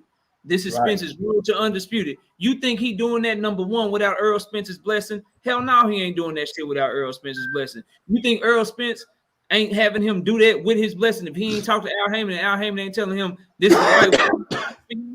Like, I think they just negotiating in this all cap. And then you mean to tell me as a boxing fan, I'm watching you put on King Kong Ortiz versus Charles Martin. I'm watching you put on Andy Ruiz versus Chris Arreola. I'm about to watch Thurman versus Barrios. And then Al Heyman is Tank's advisor, so this shit count too. I'm watching Tank versus Barrios. I'm watching Tank versus Rowley. Oh, excuse me, he got pulled out. I'm watching Tank versus Cruz. I watch you give Canelo $40 million, but you ain't got money for Spence and Crawford. This dude, Tim Smith, capping, bro. He capping his ass off. I don't believe nothing that he said because he contradicted himself the whole statement. When you contradict yourself in a statement, I believe none of that statement, bro. Absolutely, positively 0% of it. They got the money. They just trying to pull Terence Crawford card and they trying to negotiate because maybe he is asking for more than they're comfortable with. But if I'm Errol Spence, I go to them and I say this: I'd be damned if you let Canelo, an outsider, come in here and you gave him $40 million or $50 million, and me and Terence Crawford, total purses combined, might be $50 million total between the two of us, and you gave this man $40 million. Nah, bro, y'all need to make this shit happen like you said you would. I've been telling y'all this what I want. So even if it is true, Errol Spence got to go pull some cards. He got to go make this, shake some trees and make some cash fall out, bro. But I don't believe it's true because their actions ain't moving that way. You don't set up a 3-belt unification only to say, ah, shit, we got money for the 3-belt unification, but we ain't got money for the undisputed though. They just trying to get Terence Crawford to bend to their will, bro. That's all it is. So I'm still holding out hope. I think we're gonna get this fight in 2022. And I actually like the fact, if you also read Tim Smith quotes, and I'll pass to the next person because I don't want to be too long-winded. I know I said a lot, and I want y'all to react to it. Good, you good. If you read Tim Smith's, if you read carefully what he said, he also said, on top of not knowing what Terence Crawford is asking for, he also said, "I'm not involved in those talks." What talks, Tim? So you accidentally just admitted that there are some talks going on. They behind the scenes talking. What they talking about? So I believe they in negotiations. I believe that we gonna get this fight, and at the end of the day, until I see otherwise, I'm gonna trust the way that Spence is moving, and he in the way his coach is moving, the way that he's been moving this whole time. I'm gonna trust Terence Crawford. He said he wanted to be undisputed, and the PBC, they have done this shit before. They've come out and done some shit to publicly try to negotiate to get shit in their favor, and I think that's all it is in this case, bro. And I'm hoping I'm right. Yeah, man. I'm confused, right? I'm confused because I mean, the way he was sounding, the way he was talking, he sounded like, hey, that's a roadblock in between the fight. That's an excuse that they trying to make. So I don't really know. I don't really know. I'm confused, but at the end of the day, it comes down to we need Errol Spence and Terence Crawford. We need them to go full head after this fight. We need them to get vocal about it, right? Once Errol Spence, because he got business to take care of. So I'm not expecting Errol Spence to say nothing about no Terence Crawford or nobody else right now. His focus is on Ugas. But after that, when he got if he get the 3 belts and Terence Crawford the only one left, him and Terence Crawford, they gotta be the ones that's, hey, fuck what they talking about. Y'all make the fight happen. They got, you know what I'm saying? They gonna have to come together and say, look, man, they got to make the fight happen. Because at the end of the day, they are the fighters. They are the fighters. They got the loudest voice, and they can make it happen. They can make it happen just by letting it be known, like, hey, you know what I'm saying? PBC, y'all need to make this fight happen. We want this fight, and they got to come together like that. But they can't. It can't be no. It can't be no. Well, shit. We want to fight, but man, this is how much I want to. This is how much I need to make. And then Errol Spence. Oh, we want to fight, but you know it got to be. Nah, they can't. They can't be on that shit. They got to be like, hey, they got to come to agreement with each other, and then go to the network. Like y'all got to make it happen. Think about the message, though, right? Think about. So I'm supposed to believe, because of Tim Smith's quotes, I'm supposed to believe that Al Heyman, the PBC, they spent all this time, right, building Errol Spence up. They did the Mikey Garcia thing. Hold on real quick. Hold on. Zenith 360. What are you talking about? Did we listen to the interview? I don't know if you just came in here. I played the whole interview. I know exactly what the interview said. Everybody on here was on here when I played the interview. Everybody on here know exactly what he said in the interview. First, he said he spoke on why it had happened, and he said why it won't happen, why it's not going to happen. Yeah, and I got the transcript in front of me too. So what I was going to say though is I find it hard to believe, and another reason I think this is all cap, I find it hard to believe that you build a fighter up, right? You put Errol Spence in there with Mikey Garcia. You put Errol Spence in there with Danny Garcia. You put Errol Spence in there with Sean Porter. You about to put him in there with Yordenis Ugas. I just find it very hard to believe that they go through all of that. They build him up. They do all of that only to get to his biggest fight, to the fight that's going to make them the most money, that's going to make him the most money, and that's going to be the biggest fight of the year, let alone the biggest fight in boxing. I find it very hard to believe they're going to get to that point. They're going to get to the 1 yard line of that fight and then not go all the way through with it. So I think they just negotiating, y'all. That's just my overall assessment of hearing them talk. Here's bro. Another thing I'm gonna throw out there. I appreciate that. Salute Robert Drummond. Appreciate that. Here's another thing. And y'all smash on my like button. Y'all hit the like button. If you ain't hit the like button yet, hit my like button. Hit my like button. Now, this is another thing I want to throw out there, right? The Manny Pacquiao and Errol Spence fight. How good were those ticket sales looking? How many pay-per-views have been sold? Could have been that. Could have had it looked at the way the Manny Pacquiao Errol Spence fight was kind of trailing and saying, hey, we might, you know what I'm saying? I don't know. It could have been, I don't know. How, you know what I'm saying? How big was the Manny Pacquiao Errol Spence fight trailing to do? You know, when those numbers, when they was looking at those numbers, how big was that fight, you know, gonna do? What did him and Ugas did like 200 and something thousand, right? I'm not sure. I don't know. Let me look it up. Cause Spence pulled out like 2 weeks before the fight. Nah, he pulled out. Was it like a week? A little bit more than a week? Was it 2 weeks? I think it was less than 2 weeks. It was 2 weeks. Right? 2 weeks. Okay, so he pulled out at 225. Okay, so yeah, they did about 225,000. I think Spence was worth at least another 100,000. 100,000. You know what I'm saying? So I just when they get to talking like this and people start publicly shitting on a fighter or trying to shit on his work like Tim Smith did, I just get to a point where it's like, why would anybody do that? You would do that because you're backdoor negotiating and you're trying to get him to take less. That's the only thing. Let's say Spence. Let's say Spence gonna bring, you know, let's say 325, right? Let's say 325 Spence.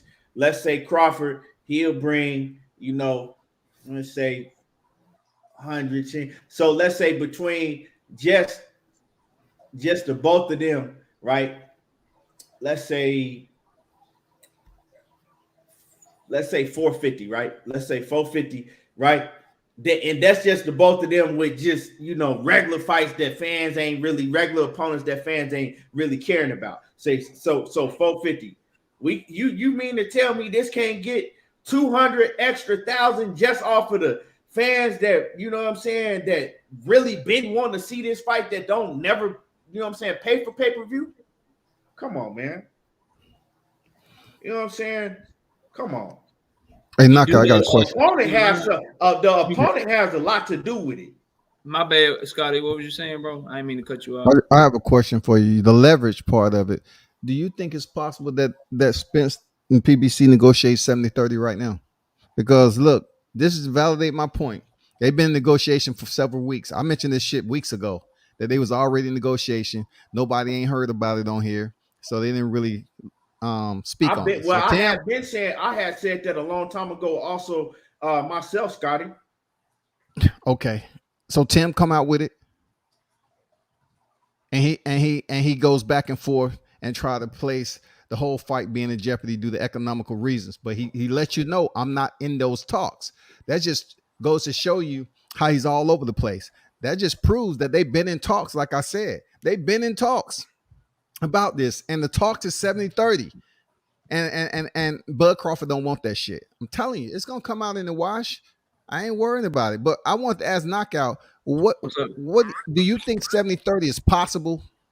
You know what I'm saying? To make this fight happen. Do you think anybody from Crawford's camp will accept 70-30? With everything with the money issues going on with PBC and all that. Based off what I know, because I'm a fan, bro. I don't, you know, I know y'all be talking to people behind the scenes and shit. Based off what I know, the pride that I've seen in him and how he acts, like how he scoffs at, if he's scoffing at 60-40, right? And he's scoffing at 50-50, and he said 60-40 my favor or no fight, then I find it hard to believe that he would take 70-30 in any circumstance.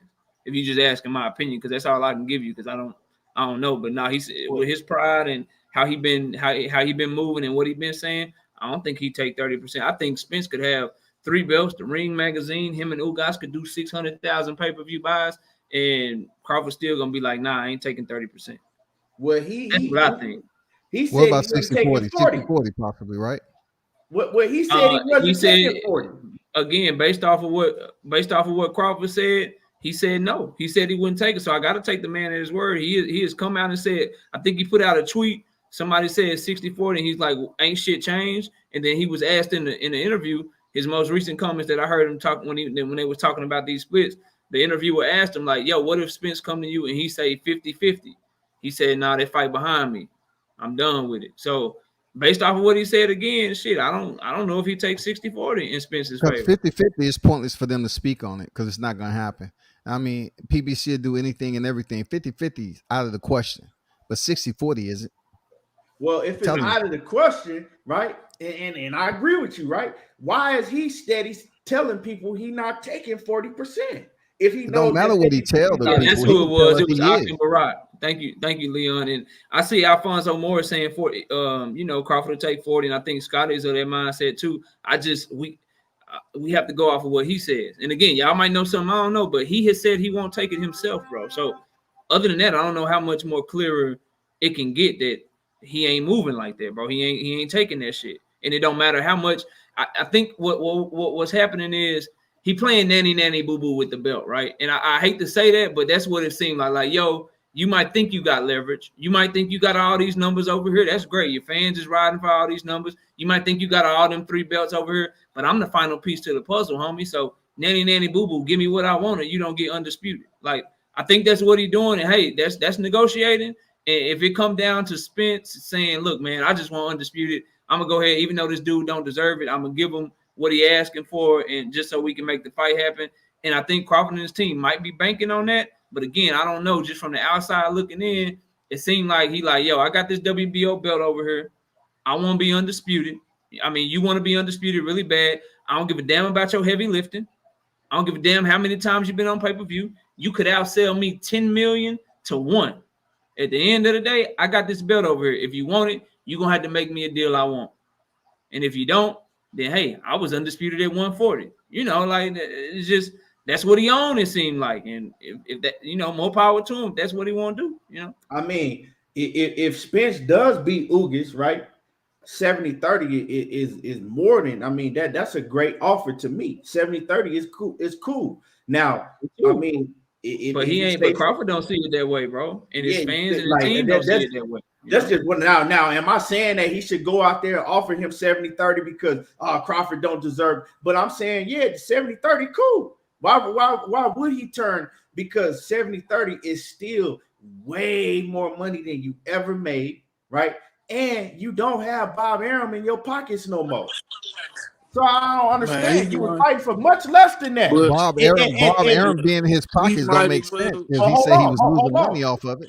Hold on. And you've been fighting for much less than that. Also, you said Errol Spence was easy work. You said he was easy. So I don't understand what the problem is. Unless you just pocket watching another man and worried about how much he making, you know, but it's a whole bunch of twists and turns to this. Let me read Zenith 360 super chat. What's good with his Zenith off in the building? Always coming through showing love. He says Terence Smith didn't say fight wasn't big enough. He answered the question about what was the hold up and He said economics, which is obvious when the B side demanded 50% and doesn't guarantee sales to match. Yeah, man, he was sneak dissing. I feel he was dissing him, Zenith, and the reason I say that he was shitting on him is because you see what you just said there. He also said at the end of the interview he don't know what he asking for, bro. He said he don't know what he asking for, homie. So he can't in one breath say he asking for too much or he doing this or he doing that, and then in the next breath later on in the interview or on the quotes say, well, we don't know what he asking for. What you mean then, bro? Like, what you talking for? If you don't know what you're talking about, why are you talking? That's why everything I'm saying, I'm just telling you as a fan and as somebody that makes content from the outside looking in, what it seems like is going on is that they already talking. They've been talking, right? They talking, they want to negotiate all of that shit. And what Crawford and his team are doing is like, look, bro, you've already come out and told us you want undisputed. You've already come out and told us that you want to be undisputed in welterweight division before I even got here. And I got this WBO belt. So I see you over there doing your pay-per-views. You know what I'm saying? I see that shit. Great job. I see your live gates. Great job, brother. You're doing a great job. But this is what I want. Who? Now they talking. I want this over here, or it's nothing. And you're gonna have to move up. And my fans, they gonna ride with me regardless. They gonna say you ducking me, right? Because that's what talking.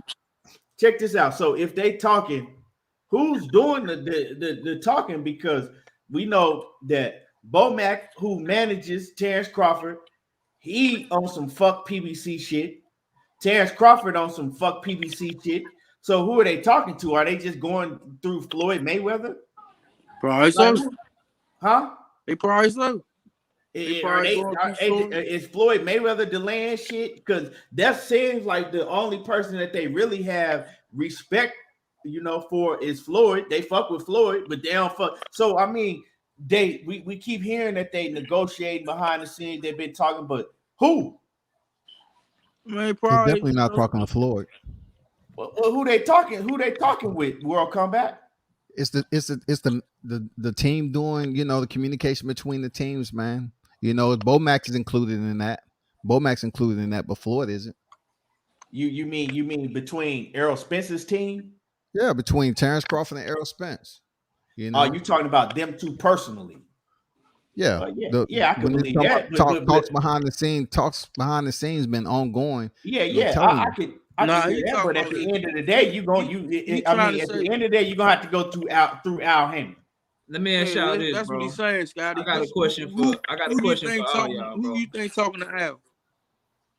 Yeah, who's talking to Al? Because he the one that got to get it done. Look, people believe that it's automatic for Floyd and the Floyd to be a messenger for Al Heyman. That's not the case. Al Heyman has frontmen that basically communicate and do business for him also. Not just Floyd Mayweather. Him and Floyd Mayweather, they have other situations going on. Like, Al Heyman really owes Floyd money. You know what I'm saying? So they're not just sitting up here doing business like that just because people put them together. That's not the case, bro. Al Heyman has people in situations. That's why he is who he is. He's a freaking manager / consultant, and he has front man that runs the promotions. That he has a big part of it, like TGB, Tom Brown, and all them cats. He has front men to do business with him too. He got front man. No. Hold on, real quick. World Combat. The reason I said Floyd is because I was listening. I was on Kwame's show one night. And his nephew, Terence Crawford nephew, that's with him down there every day, said, we talking to Floyd. That's who we talking to. We talking to Floyd. So that's why I came up with the Floyd act. Man, they playing y'all like a puppet, man. No disrespect.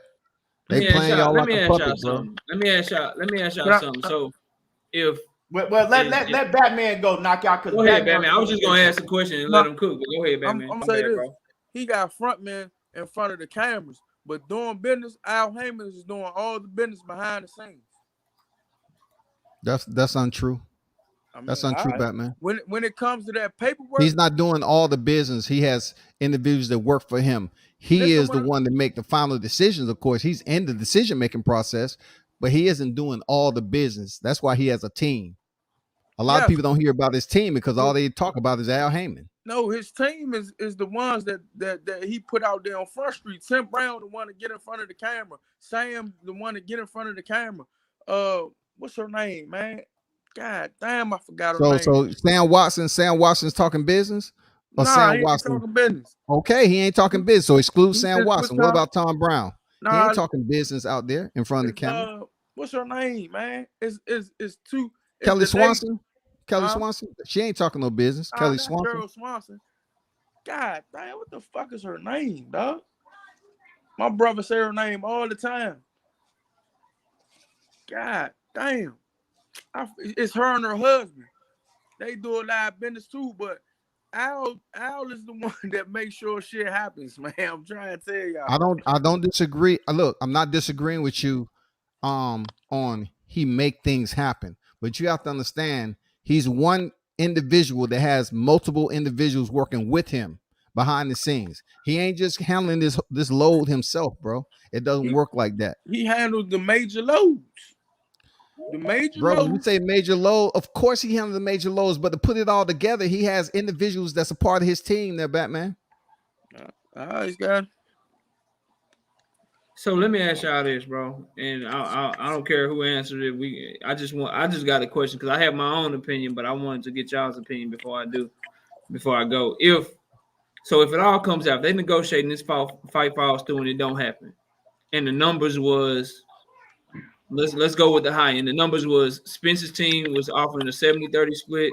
Crawford and them wouldn't take it. Based on everything we know, who y'all blaming for the fight not happening? I blame the PBC, man. The only reason I'm blaming the PBC, y'all need to get this shit done. Y'all did everything to get Canelo done. Y'all did everything to get all these other motherfuckers done. Y'all need to get this shit done. Fuck it. Get a boy what he want. Get a boy what he want, because y'all gave Canelo y'all gave him the house, the car. Absolutely. All that shit. I mean, you know. All right, so we all on the same page then, because I don't want nobody to be talking about Crawford ducking or Spence ducking or whatever. If this fight don't happen, bro, the money is there. I'm blaming the promoters, bro. I'm blaming the promoters. So your question was if they offer Bud 70-30 and he don't take that shit. And he like, nah, I ain't taking this shit. And that's the only number they give him. Who you blaming for the fight not happening? Well, Batman, he came up with a good point because he said, well, they came up with the money for Canelo, so he make a lot of sense. But then then again, it's like they gave you an offer 70-30, right? It's more money than you ever made in your whole entire career. Also, you had a chance to prove that you could outdo Errol Spence when you fought Sean Porter, right? So if they offer you 70-30, and that, to me, that is a good offer. And but look though, Keith. Hold on. And you don't take it, then I gotta blame Bud because they gave you a good offer and you don't take it. But you don't take it. They gave you an offer, so that means that they try to make the fight happen. They ain't just not try to make the fight happen. They tried to make the fight happen. They gave you an offer. It was a good offer, right? And you turned it down. Then I have to blame Bud at that point. You keep talking as if it's a good offer. It's only a good offer to you. It's a good offer. From what if you compare it to what he's done in his career, right? The dollar amount, it's a great offer. 14 years, and you saying 70-30 is taking or leave type of deal. Numbers don't lie, Scotty. 14 years, 70-30. I mean, 70-30 is all he should take. He had a hand in it, but Bob Arum, but that Porter fight, Bob Arum sabotaged that shit. They didn't promote it right. Motherfucking after, I mean, the whole time building up to the fight, Bob Arum been shitting on his fighter. He sabotaged the boy. But like I said, if PBC can find all this money for Canelo Alvarez against a motherfucking Caleb Plant, they can find the same type of money for Terence Crawford. But Terence Crawford, now one thing I do gotta say, right? Because I agree with you, but I don't. Terence Crawford and Canelo Alvarez, they not near on the same level when it comes to star power. Not even close. They not, but Terence Crawford and Errol Spence is way bigger than Canelo and Caleb Plant put together. And Caleb Like, Plant I ain't on, agree. I agree. ain't on the level of Terence Crawford nor Spence. True. That's true. What run that back, Batman? What you say? I say Caleb Plant is not on the level of Errol Spence or Terence Crawford. Nah, and I said that earlier. And you know what I'm saying? I said that earlier when I was cooking on it. He's not. So we all got good points. We all got good points. But my thing is like, bruh, how can you question? How can you question a 30% when you do the numbers, right? If y'all really gonna sell like that, right? If you really believe that you and Errol Spence is gonna sell and y'all gonna make all this money, how can you turn down the 30% when it's gonna be a lot more money than you ever made, right? And it's not only money, right? Is you becoming, hey, you get a win over Errol Spence. You know how motherfucking big that is? He'll be the You first know, one. you know what makes it even more, Keon, is the fact that you negotiated your worth and got that 40% with the win.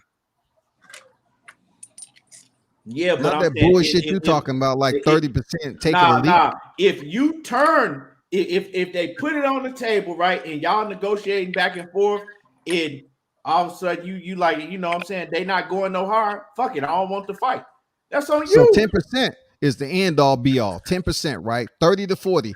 10% should just be the end all be all. Bro, For you to place the check this blame on out. Crawford for not taking it. Wait, But yeah, check you this don't out. have no Check this blame out. to place on Errol Spence. Hold on. Because if you're a good businessman, right? If they put an offer on the table, Scotty, you say, okay, bet y'all ain't going no hard. Cool. I'll take it. I'm gonna take it. I'm gonna beat his ass. And then I want a rematch clause, right? You negotiate a rematch clause, and then once I beat him in the rematch, he got to take the 30%. Now, if we can't get that deal done, it's no fight. And then now, if they can't get that deal done, then I'm gonna say, hey, that's on PBC and Errol Spence and them. See, it's different when you add addendums, though. And then you're talking addendums and you're talking about rematch clauses. That wasn't part of the initial conversation. Well, initial conversation is 10%, 30 to 40. I don't think it's a big freaking deal just to give the man the 40% and let's make the fight. That is millions. That is millions of dollars, though, Scotty. 10% of the fight is millions of dollars. They have two networks. Two networks is paying Al Heyman. Two over there at PBC. They have the money. I'm gonna play devil advocate here. If I'm on Terence Crawford's side, I'm like, without I mean, Spence can go off and go up, but who at 140, who at 147 can make a bigger fight with Spence? Nobody but me. So if I'm the manager, my client need is 40%. And that's his mentality right now, Batman. You hit it on the head. That's Crawford's mentality right now. Nobody else is going to bring you the money that you want besides me. Nobody. Keith Thurman, nobody in that block. Jerron Ennis, nobody. Nah, that's a lie. Let me read this. Hold on. I call bullshit, but let me read this. Let me read this super chat, and we're gonna get into that. Zenner 360 off in that super chat once again.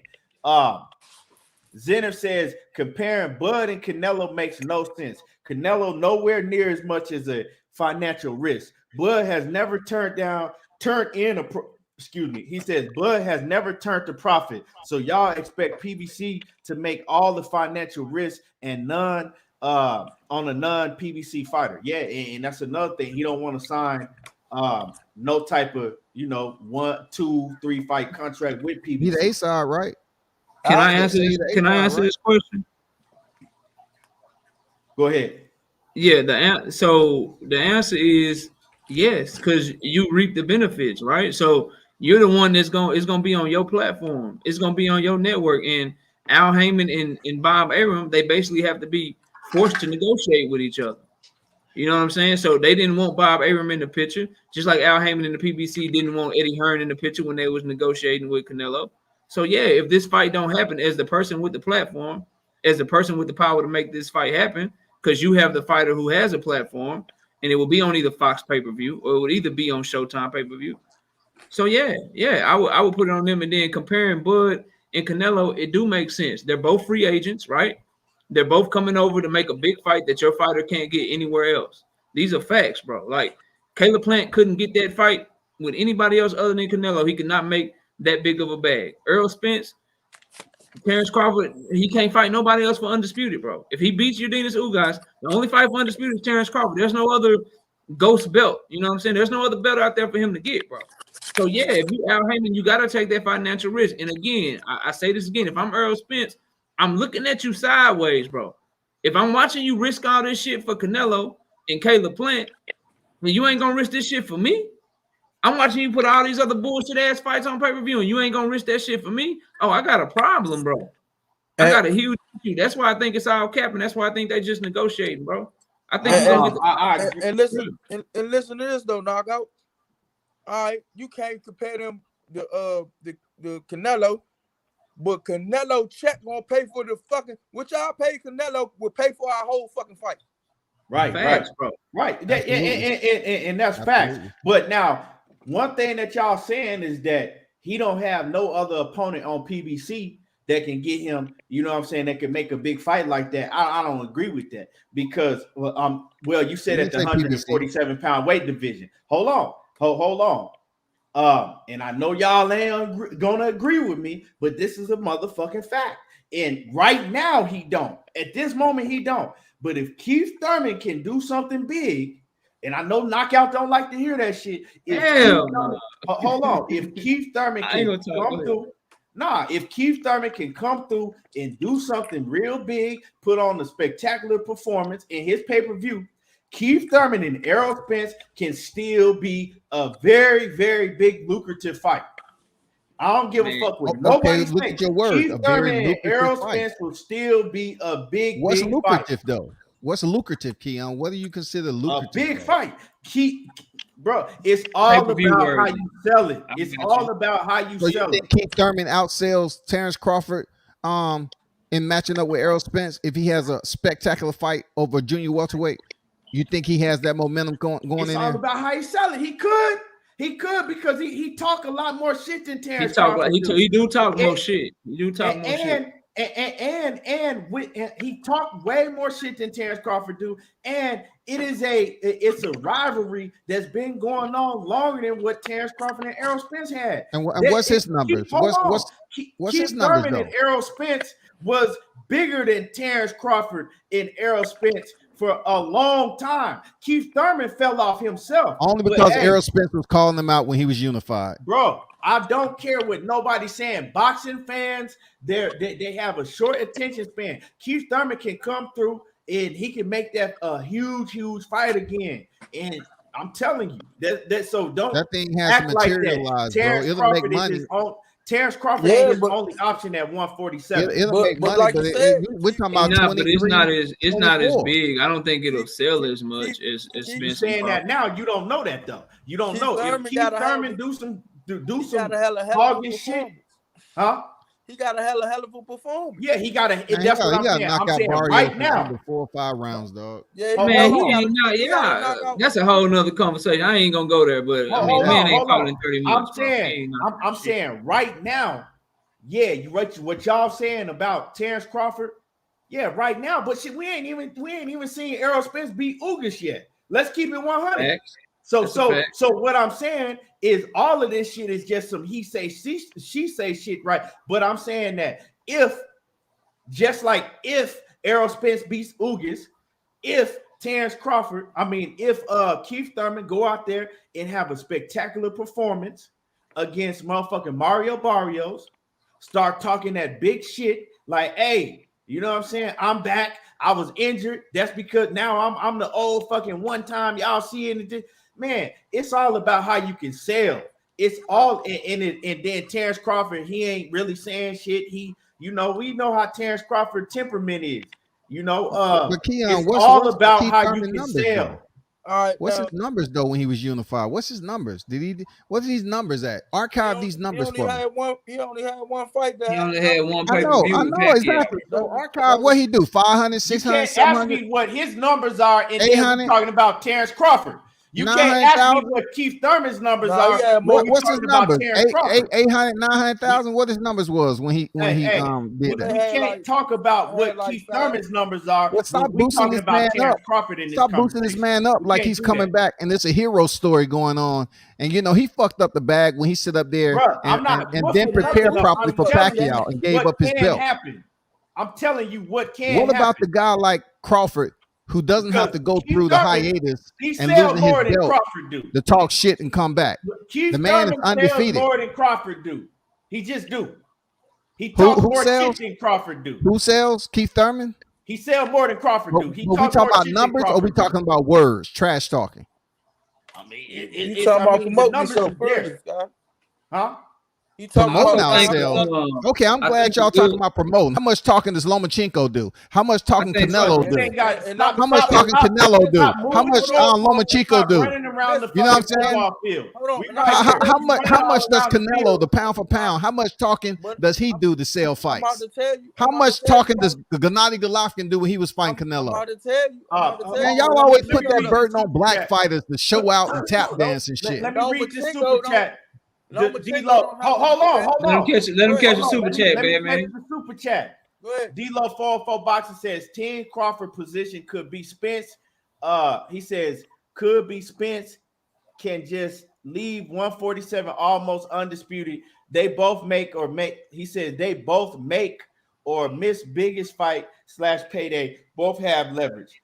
So basically he says Team Crawford's position could be Spence can just leave 147 with almost getting undisputed. He says they both make or miss biggest fight / payday. Both have leverage. Yeah, they both got certain leverage. You know what I'm saying? But to sit here and act like that Keith Thurman is just dead. If Keith Thurman can go out there and put on a spectacular performance and get to talking that shit like he do, he can sell a fight. He sells fights way better than Terence Crawford do, whether you like him or not. That's just a fact. Let me make a real quick point, and I know you probably want to talk, Scotty. One thing I do want to say though, like one thing that makes me a fan of Spence. Why? Number one, I'm born and raised in Dallas, Texas, but one thing that I really like about him is that he ain't let us down. When he say he gonna do something, he pretty much do it. When he say he's not gonna do something, he not gonna do it. He has said multiple times, bro, he ain't fighting Keith Thurman. And I can just say specifically as a boxing fan, I don't want no more hurdles, bro. Like I don't want Keith Thurman to look great and then now we cool with an Errol Spence Keith Thurman fight. For what, bro? Like I'm not trying to see that shit. I want to see Errol Spence versus Terence Crawford so I can go in Scotty's chat and talk shit to him, bro. Like that's what I want to do. I don't want to see Errol Spence versus Keith Thurman, but I think we do need to bring up that if we all give credit. A lot of us give credit to Spence for doing what he say he gonna do, sticking to a path and sticking to a game plan. And one of the things that he said he was not gonna do is fight Keith Thurman. So I'm hoping and I'm of the mindset that no matter how great Keith Thurman look, he can go knock Barrios out in the first round. Now I don't think that's gonna happen. A lot of y'all know where I stand with that fight. But even if he do that shit, I don't think Spence is gonna fight him. And I'm hoping that Spence continues to be a man of his word. The man said he won't undisputed. So from this point on, it's nothing but champions or mandatories. Then you move your ass up, bro. Don't be fighting Keith Thurman trying to get one up on Terence Crawford and all that shit. Like if you're gonna make money with Keith Thurman, man, just go get the undisputed fight. It's more money. So I do want to bring that to the table that Spencer said multiple times. He ain't fighting that dude, bro. But that has nothing to do. That don't have nothing to do with the point I was making. The point that I made was that y'all said that it was nobody at 147 pounds besides Terence Crawford that he can make big money with. And it is Keith Thurman. If Keith Thurman do some, have a great performance, he can make big money at 147 with Keith Thurman. Now, am I saying that, he needs to fight Keith Thurman? No, I'm not. Keith Thurman ain't got no belt. You know what I'm saying? If he not fighting Terence Crawford, I agree with what you saying. He needs to move up and do what he said he was going to do. But the whole thing was y'all said it was nobody else left in the 147-pound division he could make big money with, and that's a lie. No, Who's I got agree. bigger I agree numbers, with that. And I didn't Errol mean to Spence say or Keith Thurman? if I said that, then my bad. What I meant is no one as big as Crawford. There's no fight as big as Crawford. Can he get big money with Keith? Yeah, he can get big money with Keith. But I don't think he can get. It's not going to be as big as Spence Crawford. That's my point. That's the ground I'm standing on. My bad, Scotty. Go ahead, bro. Nah, let me say this to Scotty. You say Lomachenko don't sell, Scotty. Lomachenko never sold. That's why they always trying to push him in your face. That's why they never Bob Arum never put him on pay-per-view. Because his numbers not good. His numbers wasn't good, but they did very good numbers. Him and Teofimo Lopez on free TV. We all seen that. Yeah, but a lot of people who sold more? Good numbers on free TV. Now who sold? Let me ask you this: anybody on the panel, who sold more at welterweight, Keith Thurman or Errol Spence? Well, we talking about Terence Crawford, bro. Keith Thurman or Errol Spence? Who sold the most at welterweight? Errol Spence. Who does better numbers? So if Keith Thurman's a better trash talker, right? Shouldn't he, when he was unified, shouldn't he basically set the welterweight division on fire? You know, being the good trash talker he is and the promoter. Scotty, why Keith Thurman haven't gotten bigger fights that they wanted to put on PPV, man? Why he hasn't had? Let me say, Scotty, he fought Danny Garcia, fought Sean Porter. He fought Manny Pacquiao. Scotty, why hasn't he been a PPV star? That Keon. Scotty, you hold on, Scotty. You trying to move the goalpost and you going all around the fucking block. I ain't trying to do anything but ask the question. Is who sells more, Keith Thurman or Bud Crawford? Goalpost too heavy for me. Who sells more, Keith Thurman or Bud Crawford, Scotty? Bud Crawford. You a lie. That's Bud Crawford. But God, you can't get over here and just tell a lie like that. I asked you what his numbers was. What's Keith Thurman numbers? You can't tell me his numbers, but yet you debating who sells more between him and Terence Crawford. What is his numbers? What is Keith Thurman numbers? If he had one PPV, right? More than Bud Crawford. One PPV, right? He sold 500,000 in one pay-per-view, Scotty. That's more than Bud Crawford's entire pay-per-view portfolio. Right. Let's keep it real, Scotty. Like I've been and who is he in there with? And who he's in there with? Who was Keith Thurman in there with? He was in there with a good Manny Pacquiao. So Manny Pacquiao was just in there with Ugas. How much did he sell? He was in there with who? Hold on. He was in there with who? Was just in there with Ugas. How much did he sell? He was in there with who? But it's say it again. Say it again. He was in there with who? Manny Pacquiao was just so why y'all acting like that dude sold that shit by himself? Manny Pacquiao's career is way more valuable than Keith Thurman, dog. Come on, man. I just walked you into that. Come on, bro. You ain't walked nobody into nothing because I walked you into that shit, dog. Hold on, Scotty. Manny Pacquiao was 400,000 of that 500,000. Scotty. Because Bob Arum and them dropped the ball on Terence Crawford. It's nobody's fault but Terence Crawford and Bob Arum. Let me go back to Filipinos. They have a whole country behind them. No, we hear people say this all the fucking time, but yet you want to sit up here and move your point and talk about goalposts when Keith Thurman, who he have? DePaul? Manny Pacquiao. He had Manny Pacquiao, who has a country. Don't y'all say about that? Philippines and Mexicans, they got a whole country. So why are we sitting up here playing like Thurman? Thurman put those numbers up there. That's the most bogus shit you can say, bro. The same fighter Terence Crawford was chasing. Can I ask a question? And I don't want to debate. I just have a question. So why didn't Manny Pacquiao sell like that against Ugas? If Keith Thurman was only 100,000, why didn't? I was at the state. What now? I was saying if Keith Thurman was only worth about 100,000 of that 500,000 that Manny Pacquiao sold when they fight each other. It's just a generalization of Filipinos having a country behind them, and they support their fighters. They're knockout. You didn't let me finish my question, bro. Go ahead, knockout. Go ahead. My bad. No, it's all good. So what I was trying to ask, I'm saying, so you said that Manny Pacquiao and Keith Thurman was only worth about 100,000 of that 500,000 pay-per-view that they sold together. So my question is, if that's the case, how come when Manny Pacquiao fought Yordenis Ugas, it only sold about 200,000? Yordenis Ugas. You know what I'm saying? Who gives Yordenis Ugas respect for how he even got the title to begin with? You know what I'm saying? Styles make fights, right? But in this particular scenario, we blend both of these fighters together. We take Manny Pacquiao and we take Keith Thurman. Keith Thurman has value. His appraisal is up there now. You know what I'm saying? He can sell a fight, and people was rocking with one time. They was rocking with him. So them two together in the ring, yeah, it was good to go, man. It was good for TV. But Ugas Ugas, come on, man. That's Like what, nobody's really trying to get up for but that. that's what Nobody was trying to get up for that That's fight the- right now, That's dog. the point. That's the point Come I'm on, man. making. Bro. I said Manny Pacquiao And because you didn't even answer the question, bro. dude, I You just didn't gave even you. You didn't even answer the question, bro. You start talking about styles make fights and all kind of stuff, my brother. I don't get knee deep into the numbers. My generalization for that 100,000 was going off what you all are putting out here as far as the promo goes. Who has the value of promo in the fight? When it gets to these numbers, it's not something I answer directly because I don't get into that. It's useless and pointless because I'm not at the table. I'm talking to knockout. I'm talking to knockout, Keon. So therefore, I don't get into numbers. I don't get into numbers like you do, knockout. I'll admit to it. I'm not in the because numbers either, bro.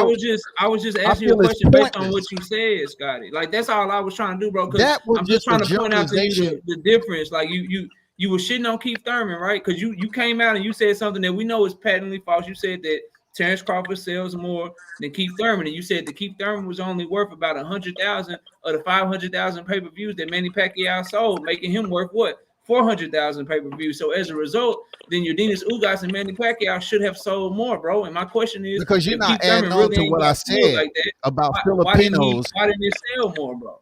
You're That's not all I'm adding asking. on what I said about Filipinos being Filipino boxers having a country behind them. That's why I say, yeah, it was 400 to Keith Thurman 100. Because before that, what do you base his numbers off of? What do you base his career off being in a position to mirror that up with Manny Pacquiao? What do you base that shit off of? Absolutely nothing. Before he stepped in there with Manny Pacquiao, how can you sit up here and base his numbers off 500,000? That's what Thurman did. Thurman didn't do shit when it come to 500,000. Manny Pacquiao did. Just like Anthony Joshua and Vladimir Klitschko at Wembley Stadium. So then Vladimir my next Klitschko question would be, to help if you want to Anthony go there, Joshua. my next question would be, You know what I'm saying? My next question, I'm just saying. Like, come on, man. What was his numbers before Manny Pacquiao, though? My next question would be, who do you give credit? Who do you give credit for? So was that Terence Crawford's 150,000 versus Sean Porter, or was Sean Porter the reason that fight sold? It was both of them. No one specific person. It was both of them. So you gotta break. So you got 130 to 180. You gotta break it down. So Terrence only. I don't do that. I don't sit up here and get into boxing numbers, breaking shit down because y'all want this shit broken down. I just give a generalization as to my answer, dog. I'm just doing what you did to Keith. So Sean Porter, I didn't do shit to Keith. He didn't have no PPV numbers before stepping in there with PPV. Bro, it's just a conversation. It makes all the sense in the world. He didn't have no numbers, so I'm just saying. Manny Pacquiao has a country, like everybody says.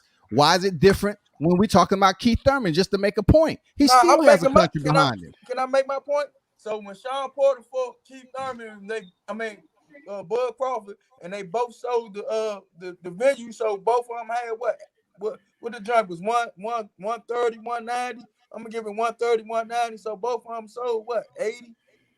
So Terrence, man, please, you just throwing numbers in the air. We don't know the true numbers, Batman. Stop it. Stop. We don't know the true numbers of that shit, dog.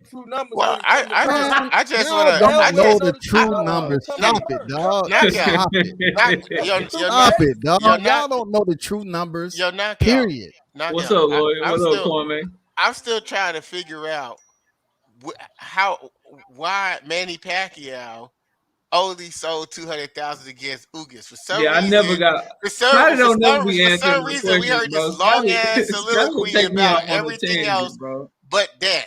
You know what I'm saying? Because I didn't want to be the one that's throwing in age, because just like Keith Thurman, Ugas never fought on pay-per-view either.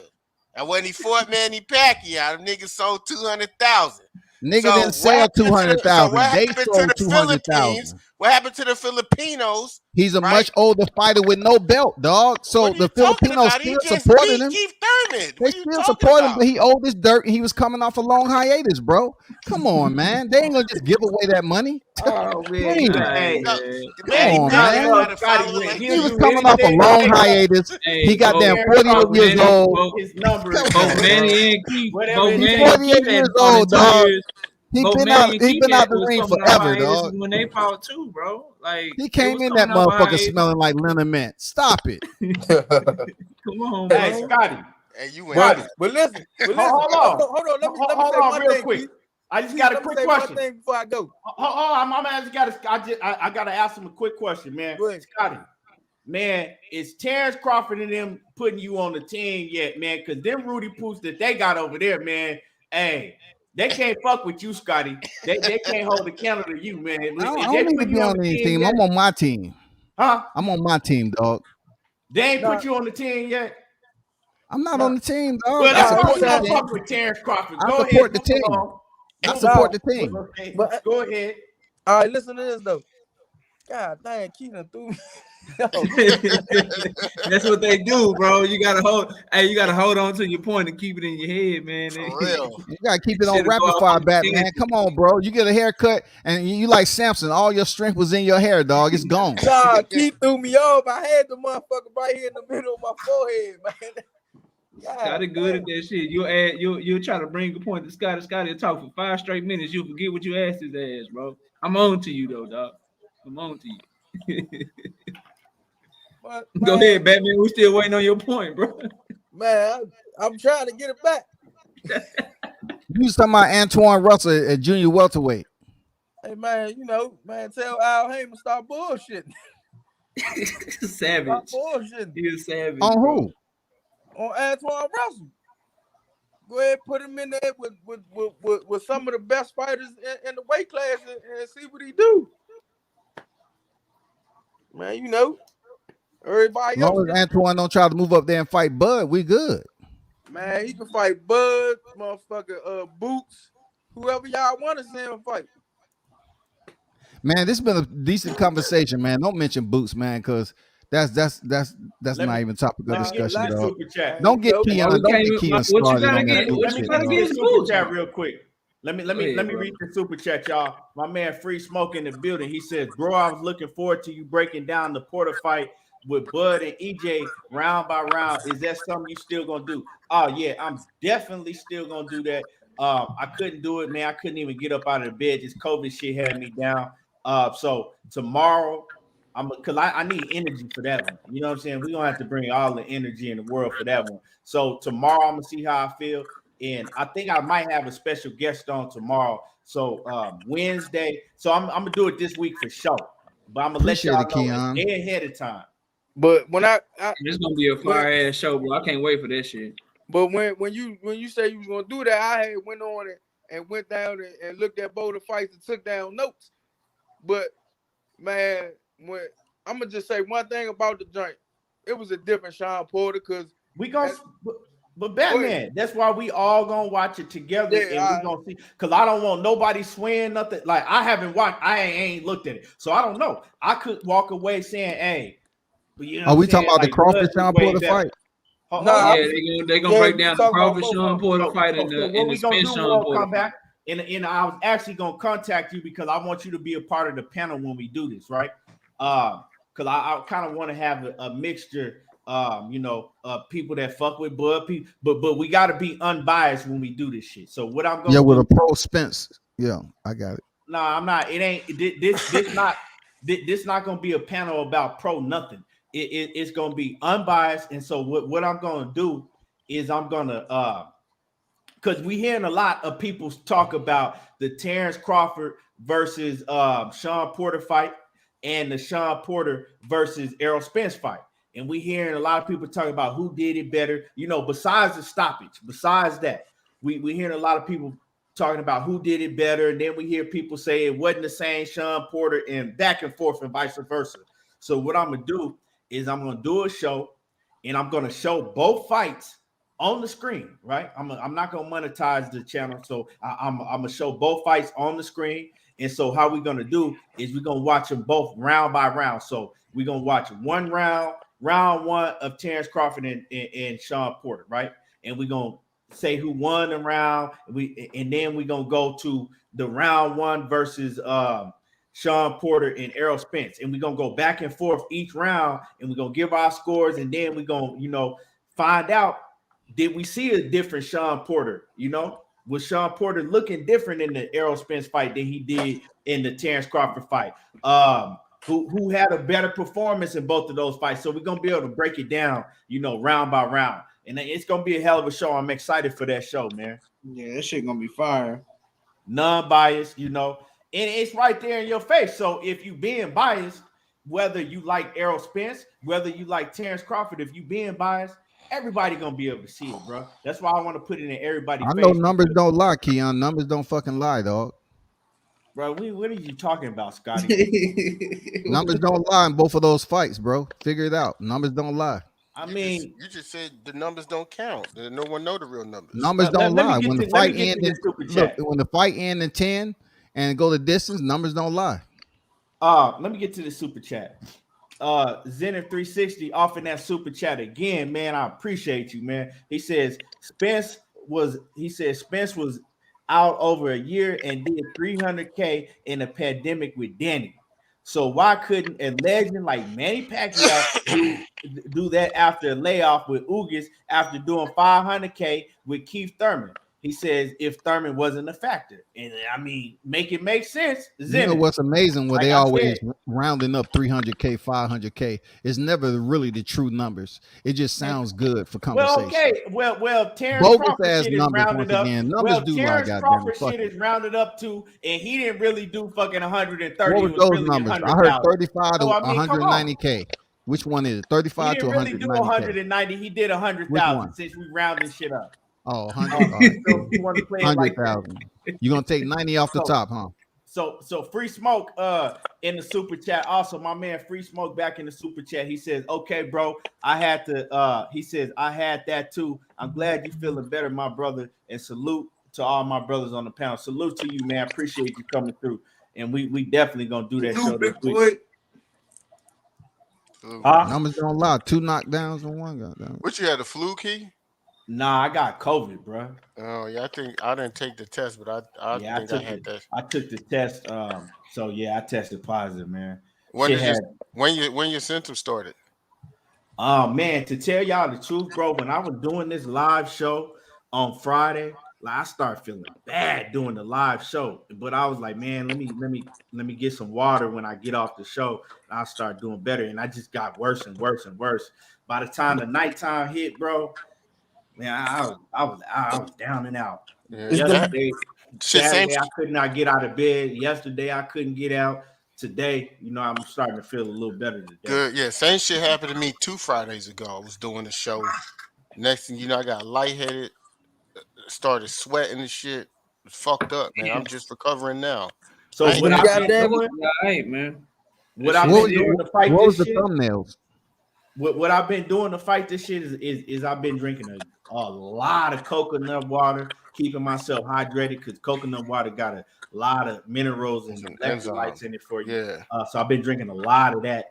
Also, I've been taking like vitamins and I've been taking meds too. I took some meds when I first started this. So the meds kit, I was feeling bad when I first started, but if y'all go back and look, now I feel better because these meds didn't kick in. So, what meds are you taking? I mean, because they say the only thing during COVID that benefits is aspirin. That's a lie, bro. I've been taking NyQuil work.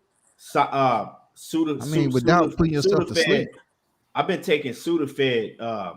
Like it's some Sudafed sinus cold flu medicine. Sudafed. It helped with like the body because this shit, bro. They should be having your body aching so motherfucking bad.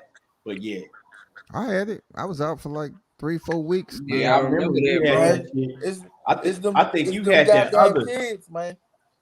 I'm much older too. Shit. So.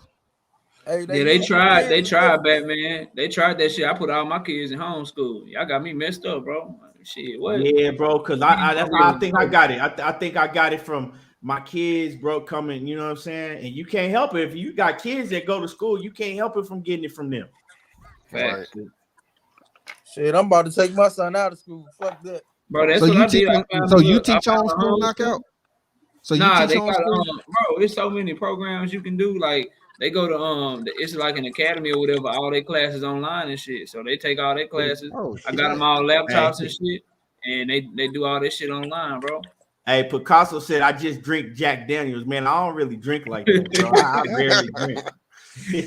Yeah, I rarely drink, man. I don't like how liquor make me feel. I drink every now and then. yeah. Rarely. Hey, That who in the COVID kitchen? that COVID shit ain't no Come here. joke, man. Yeah, man. And it's like this shit getting worse, and they don't want to shut no, they don't want to take these kids out of school and shut shit down again because of the dollar. You know what I'm saying? That's all it's about. Yeah, especially down here in Georgia, man. Shit. Yeah, bro. So Omicron everywhere. Every corner, goddamn, waiting for the bus. Omicron.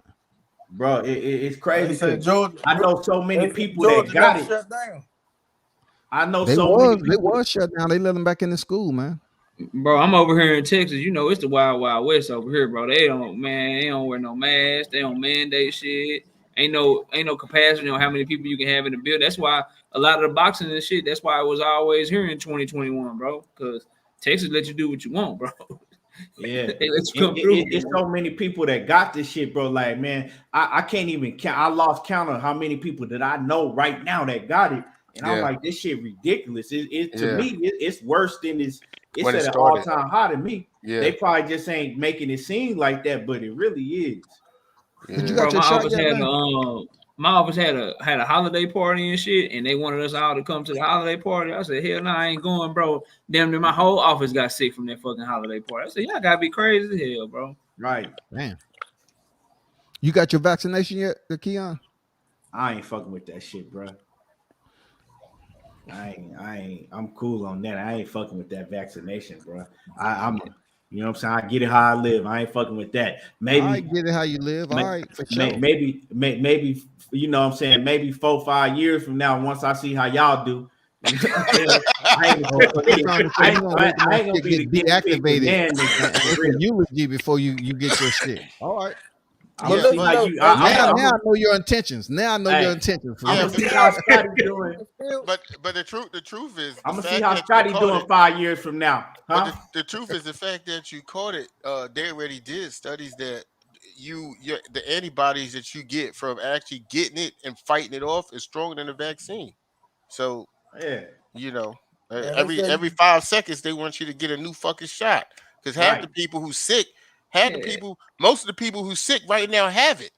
Right. Hey, Kwame, you can still catch it and die with the vaccine. With the vaccine. What the fuck is the point? Right. What's the point?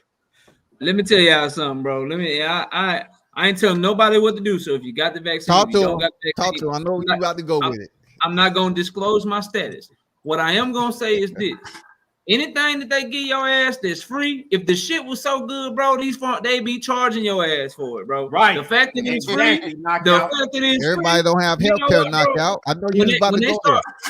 When they start charging me for the shit, when they tell me, yo, this shit's so good, we gotta charge you $400 a shot. Then maybe that's when you get it, bro. I'm good, bro. I can't. So in order to gain some type of control over this virus, how can they charge people who don't have health care and the economy is fucked up? You know, people out of work because of the damn virus. People unemployed because of the virus, bro. Like, I just can't, bro. It's bad, bro. Staff's been reduced because of the virus, man. I know people who took that. I know multiple people who took that shit ain't here no more. Right, exactly. Hey, but I want to ask y'all something. Shit, I know y'all gonna be like, this nigga crazy. Nigga, what happened to HIV? What is still here, bro? It's still here. What happened to yo, Keon? What happened to the regular flu? Right, it's still here. They just what happened to HIV in the regular flu? Hey, when was the last time y'all heard about somebody coming out with HIV? Talking about come on now. They just giving out free medication. Listen, bro, you got if the news, if it was consistent, bro, if it was consistent, it was like, this is what you need to do, and then you'll be fully vaccinated. They keep changing. First, you just need 1 shot. Then you need 2. Then you need 4. You know 3. what? Let me know when you're done with all the research. When y'all get done with all the research and you got enough case studies and shit, and then you can tell me definitively, hey, this is what you got to do. This is how it is. Then boom, like the flu shot and shit. You know, you get your flu shot. You know the shit gonna work. You ain't got to go back and get your flu shot 16 times in 4 months and shit. Like you ain't got to do that shit, bro. So until they can get like, I'm sorry, bro. Just get it together. They ain't gonna play my bloodstream like that. I believe the motherfuckers who got the vaccine is the motherfuckers spreading that shit. That's what I believe. Because I think it's pretty. Think about it. Think about this. When this shit started in 2020 and they shut everything the fuck down, how many people we all knew that was close to us or close to people that we knew had it? Almost no one. Now all of a sudden, everyone vaccinated. Everybody and their mama got that shit. All of a sudden, wake your ass up. People trying to live life, bro. Let me cut this short. Let me cut this short before they beat him. Let me say this before you cut it short. Yeah, we gotta get back to talking boxing, bro. You know, YouTube don't like it when you talk about this COVID shit, though. They don't like that. Anybody live in the hood, right? If you live in a neighborhood where's the hood, you see all these crackheads, all these motherfucking dope fiends, all that shit still coercion. Ain't none of these motherfuckers catch no corona. Hey, crackheads, man, they got some strong immune systems, dog. Yeah, they do. They got some nigga, bro. I see motherfucking dope fiends. I'll be like, man, they out here fucking living on the street, trade needles, and ain't none of these mother. I ain't never seen a dope fiend with a 90% HIV positive, dog. Huh? HIV positive. Yeah, I understand that. I said, name one of these motherfuckers. I be saying them, they be at the liquor store, they be touching, they be doing, and ain't none of these motherfuckers catch corona. The whole man, come on, you don't know that for sure, bro. You know what I'm saying? I ain't never seen a dope fiend. They might be asymptomatic, baby. Hey, go live, there, Batman. Go down to where the crackheads at. Go live and ask them motherfuckers they ever caught Rona. They're gonna say, hell yeah, I got it right now. Right, Bakersfield Times. Why you always coming on here? These motherfuckers don't. Hey, he coming here every day. He don't say nothing but link, bro. Bro, I don't even know who you is.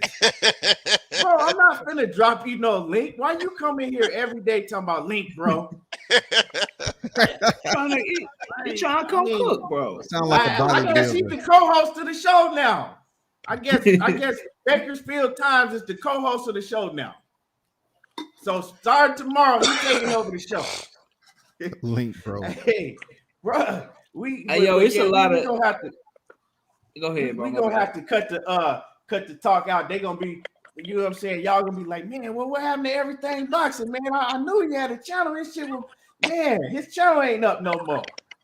Yeah, you gonna have a video and shit. Scotty, you gonna drop a video tomorrow with a brand new channel talking about, damn, bro, I gotta start over. Hey, Scotty gonna be the fucking call in to combat force. He be to press that button on me and shit. Made me disappear. I don't snitch. Hey, nah, but man, Scotty, you gonna be on the panel though when I do the show? Yeah, man, it's all good. I have no problem with that, man. That's if you here. I don't know, you struggling right now. That's if you here. You gonna be able to make it? I mean, damn. All right, man. I'm a coughing and all this other shit. I wanna get, you know what I'm saying, one of them. Yeah.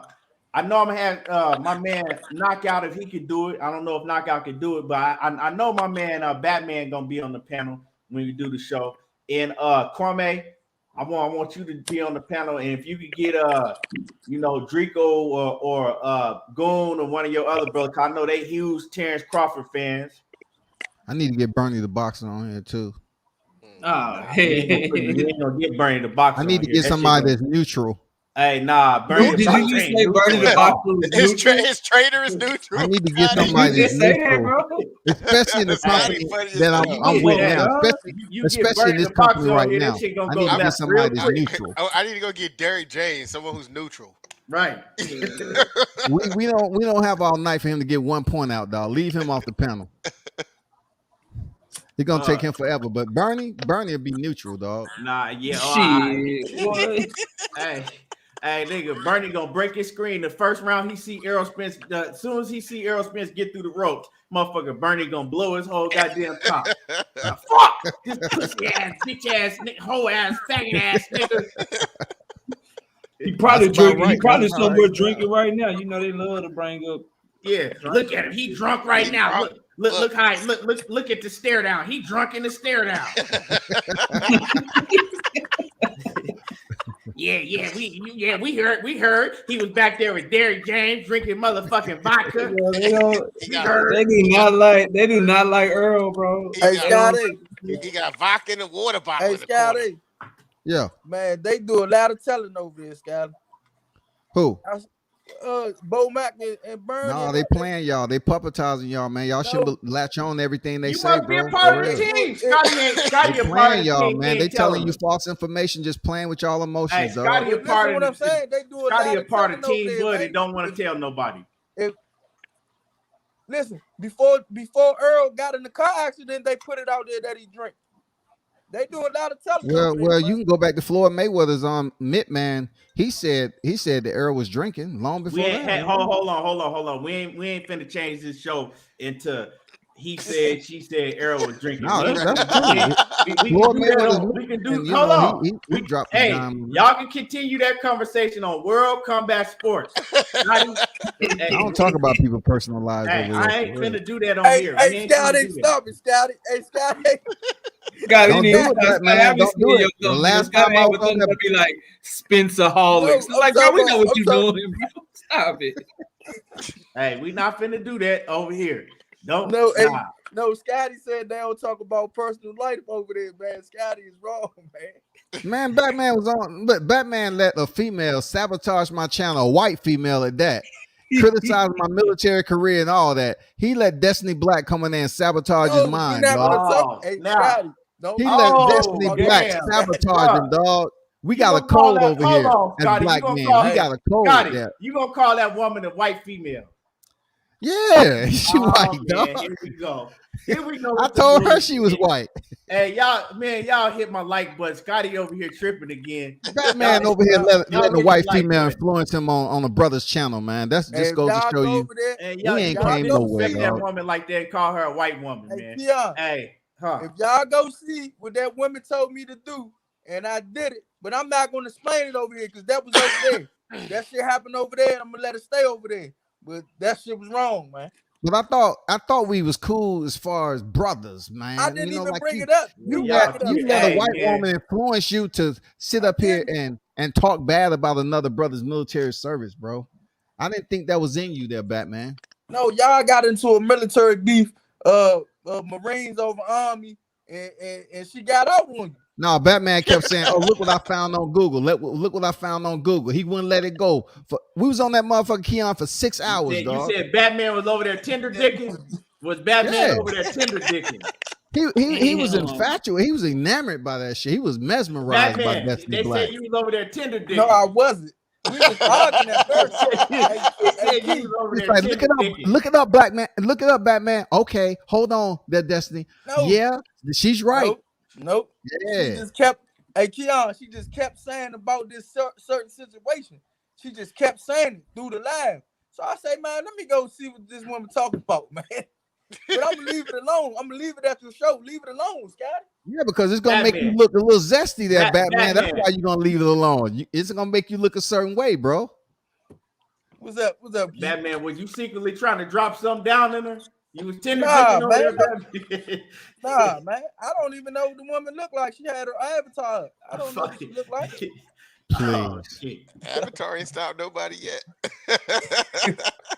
He was looking at that brunette hair, that damn vanilla skin complexion. Batman was enamored, dog. I'm a happy man, hey, Scotty, you out of pocket, Scotty. You out of line, bro.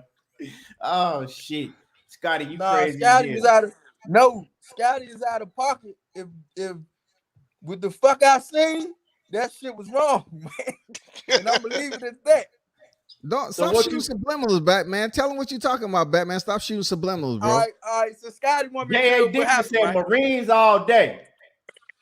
Yeah. All right, for cool. sure. What happened, right? She was telling me about some shorts the Marines be wearing.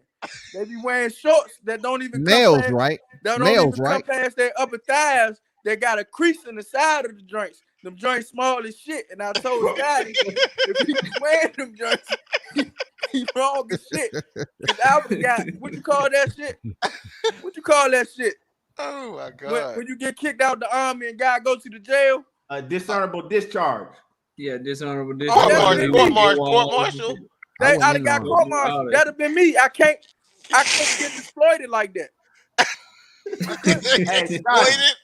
Hey, Scotty. Dog, they are exploiting them men, man. J.A. said they don't allow them shorts, man. Scotty, they had you in some biker spandex, Scotty. As I explained to Batman, I say I wasn't in the military during that time, nor did I believe the source that he brought up on the screen. The source was very vague. I ain't know where the hell he got that picture from, so he never could explain it to me. No, what a picture he was talking about. I thought it was the Army picture, Air Force, Navy, but it definitely wasn't the Marines, dog. I went to Google, put in Marine jogging shorts. They showed the joints. So Scotty said them ain't the joints. So what I did was I put Marines jogging. And man, that shit wasn't right. That shit wasn't right. They are exploiting. You don't know if you don't know who's the faggy in the bunch or who if your corporal if your corporal faggy, they are exploiting the men over there, man. Batman, listen though, man. All I know is this.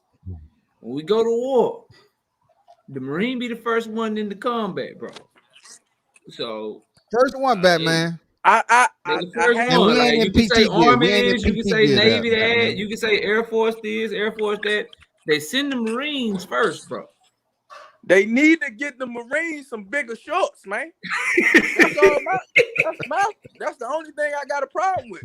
I don't have a problem with the Marines, period. They need to get the men bigger shorts, man. They are your wrong. issue is the wardrobe, bro. You know these dudes, they wearing skinny jeans and short shorts now, bro. That's the new wave, bro. That's what these young cats out here doing, man.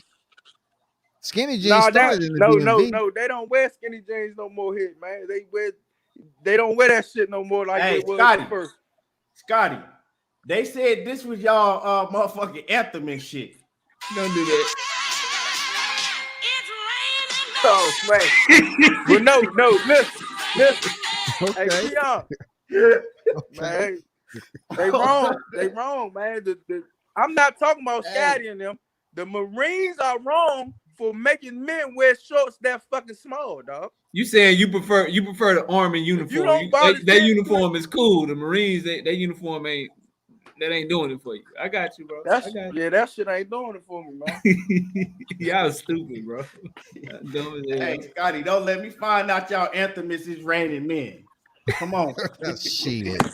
Guys, any service, I wasn't wearing that. I didn't wear that shit. If any service back then, everybody know that wasn't going down in the Marine Corps. That wasn't going down. Maybe it's changed now with the new laws and everything and all that. But when I was in, no. Nah, the Marine Corps, man. I gotta say this. They front line. Whoever is issuing out, whoever issue out these shorts or put these shorts on board, they gotta be a faggot. I'm just saying, it's no man. Hey, man, you gonna get this man screen taken down. Hey, my apologize, Keith. Hey, he said maggot. You know they call you a maggot in the military. He said maggot. It's one thing to talk about. My fault. When you use the F word, in 2022, you cannot say faggot. I apologize. You cannot say that maggot. He said maggot, bro. Like, I apologize. He said maggot. They gotta be a part of the LGBT community. Is that somebody know? They'll shut you down for that. They'll shut me all the way down for that. LTB community. That's whoever is issuing out this shit. They gotta be a part of that. This shit is, hey dog, that shit crazy, man. Hey, I didn't just lost 100 subs. Hey, I know. I never wore a uniform that didn't fit when we was running PT. I apologize, man. My shit was comfortable. It was loose there, Batman, and we got it in on physical fitness. You know what I'm saying? We did the 3, 6, 10 miles. You know what I'm saying? But we was never in those damn tight ass shorts, dog. But listen, Oh, though, Scotty, all right, Scotty, I ain't but talked to I you since gave you I've the been benefit. making these. I've been making these bets, bro. Like, do you think Keith Thurman is gonna knock out Mario Barrios, bro? I can't say that because he didn't knock out Pacquiao. You know what I'm saying? And I was Nah, at the Barrios fight. He took some punishment from Tank. I don't think so. man, let's We not But just start betting. this. We betting push-ups. I'm taking bets. Does anybody think Keith Thurman gonna knock out Barrios? I'm taking bets. I got Emmanuel H on the I hook. I'm mean, trying to find the people I to don't. do it. I don't think he is, man. I got What's you. the push-ups? What's the push-up? 50? It got to Me be a and minimum Emmanuel of H 50. only got 50 on the line. I told him we could do more, but he cool with just we got to get on camera. We got to do 50. I'm gonna come on here on Keon platform. If I lose, I'm gonna do however many. You know what I'm saying? I have to do. Put my Fuck it. camera 50 up. is difficult I for a got lot of cats out here. So 50 is a lot for some people. Yeah, it is. It is. fuck it. We could do 70. I got you. We do 70. Yeah. So we locked in. You know I'm good for. We locked And I don't in. want no 70 straight. motherfucking. It's Hey, 70 straight, Keon. It's not 70 in a week. It's 70 straight. come on, bro. No, keep Bro, me working I out, got bro. videos up of me doing over 100 push-ups in one walk. Come on, bro. I'll Don't send play that me to like that. Batman. Then he like now, inspecting men and what they do and shit. So I'll but send that video to Batman. Don't play me like what you that, talking World about? Combat. Come on Come now. on, bro. Why you? I'm not I part know of that. Key be working out. Hey, get it I in how you live, man. Get it how and you live, Key. yeah, we could do 70. I'll take that up. What's your You know bench what I'm press saying? at right now, Keon? What you benching? Shit, right now, I don't know. You could have asked me that shit because when was that when I tore my shoulder, Batman? That was probably like what? Probably like I'm gonna say like September. Yeah, so Last year. I tore my. Nah, I think it was maybe it was in August or September. I tore my shoulder, but before that, I was bench pressing 315. You know, I could work out with 315. The secret is for me, I work dumbbells, individual But strength. Each arm has to work on its independency.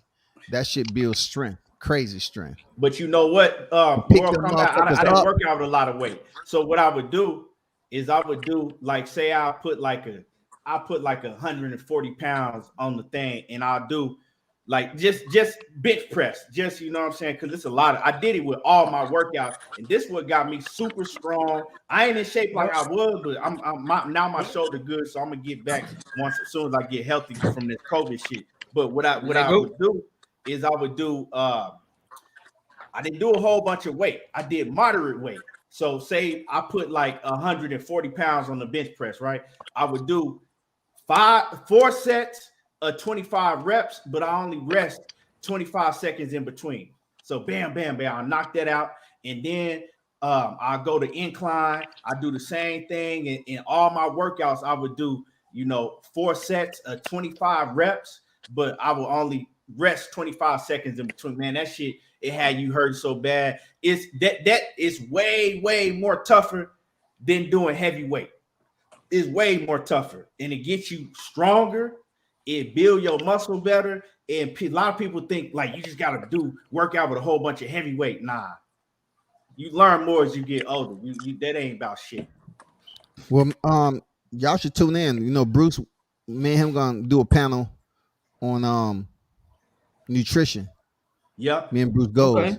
So we was talking today because I competed on stage in Vegas before, in California and all that. So I was real deep in the nutrition and all the other shit, man. So it's gonna be pretty good live, man. I have to get with him.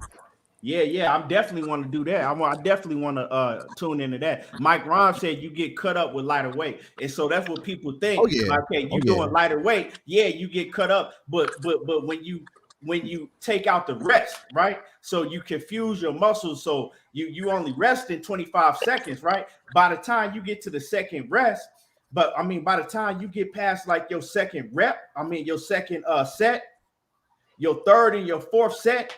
If you got 140 pounds on there, it seems like you got your max on there. So you confusing your muscles. So it's not just getting you ripped, it's getting you bulk and ripped too, because you're confusing your muscles.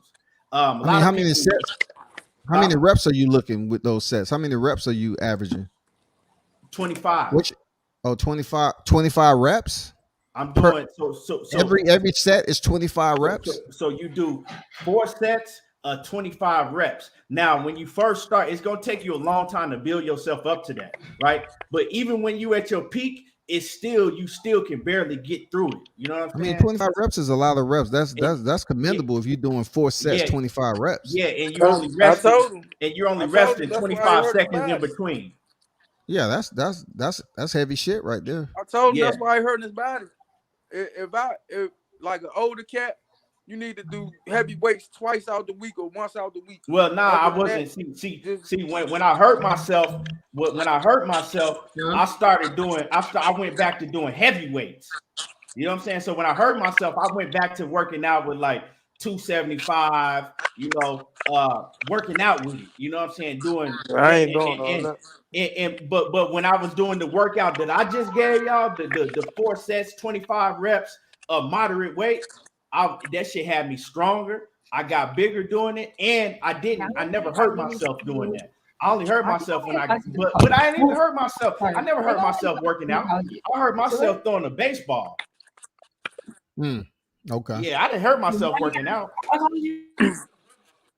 Yeah, that's why you say you threw the baseball. I mean, I like high repetition, but 25 would be like basically my first 2 warm-up sets, and then I work down from there. I do 22. And 15, 12. And another thing, World Combat, when I was doing that, I was doing 700 push-ups a day too. And I was doing 700 push-ups and like at my peak, I got up to 700 push-ups in 45 minutes. So, you know. But you fucked yourself up squatting though. Squatting weight. Remember? What you say? Hey man, I got a big announcement. I got a big announcement. I just found out some great news. My daughter got into the University of North Texas. So, oh man, congratulations, man! Congratulations, young leader, man. Another young leader. Yeah. How old is she? She's 17. She'll be 18 Congratulations, next week. Knockout. Yes, sir, bro. Appreciate that, man. She came in here running. She came in here running and tell me. That's why I had to go on mute real quick. But yeah, that's her second college she got into. So we very happy over here, bro. Very happy. Damn, that's what's up, bro. Man, I love it. Man, making them college kids, man. That's what's up. Yes, sir. Appreciate y'all, that's what's up for real, Not everybody get that news. I can tell you that shit. Right. That's right. true. That's true, right. bro. You ask your kid, where you going? I don't know, man. I graduated. I don't know what the fuck I'm gonna do. Shit, you ain't. Okay. Hey, Scotty, you ain't lying. For real. Congratulations on that, though. You know, salute to that. Bro. And we gonna end the channel. We gonna end the show today on that note. Knockout Boxing. Is Princess, you know, she just got accepted, and let everybody know again, Knockout.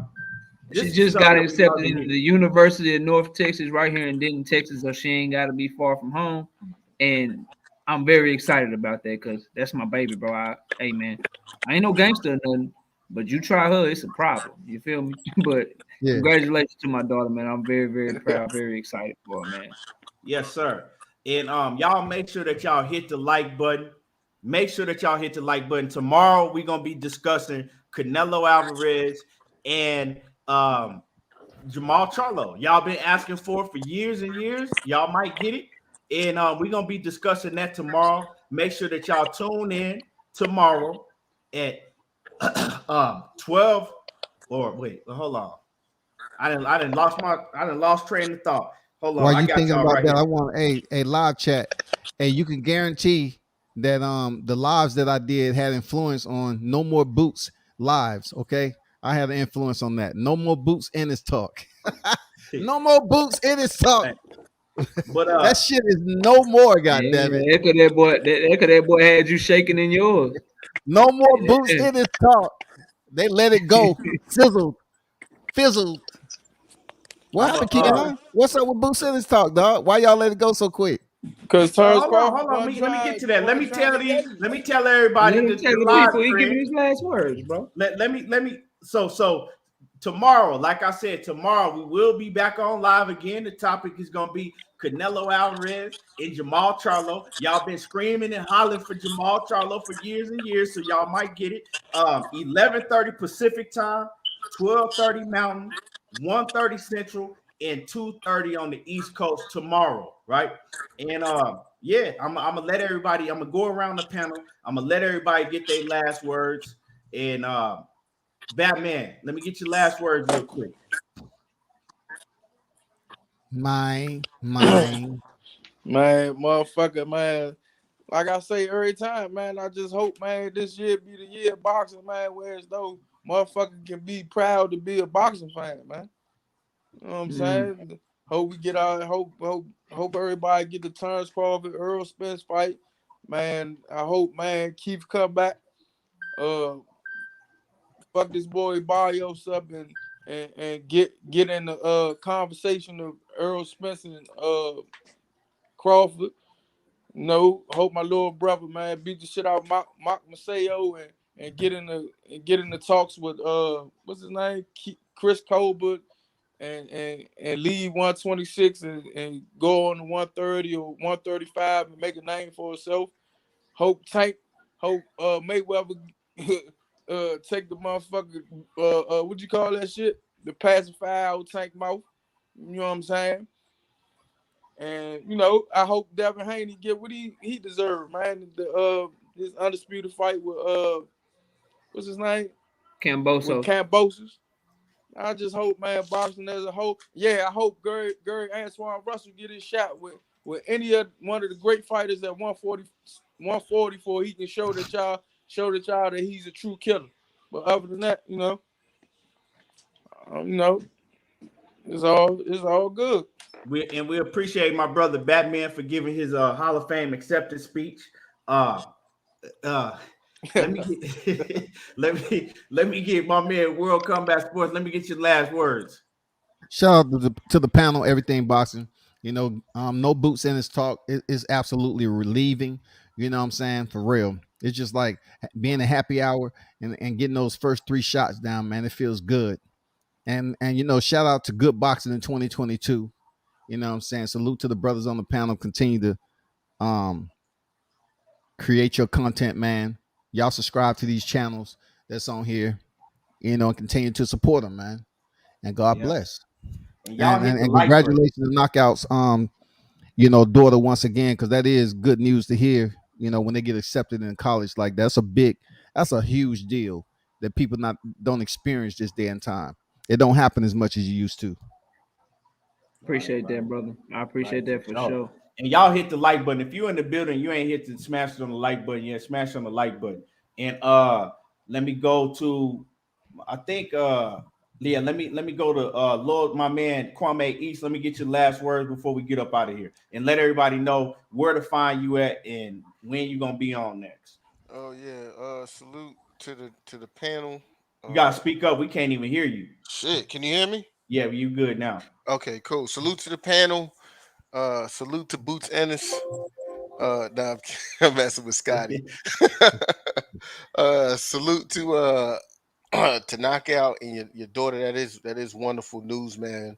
Her getting into college, man. So that's kudos to you as a parent and your morals and values and what you did. So that's big praise to you on that. Congratulations.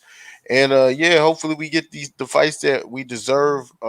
Hopefully Tim Smith was capping. We definitely want to see Spence vs. Crawford. This is the year 2022. If it don't happen, I don't think it's ever going to happen. So hopefully we get the fights that we want, and that's it, man. Yes, sir. Yes, sir. Appreciate you. When you gonna be on next?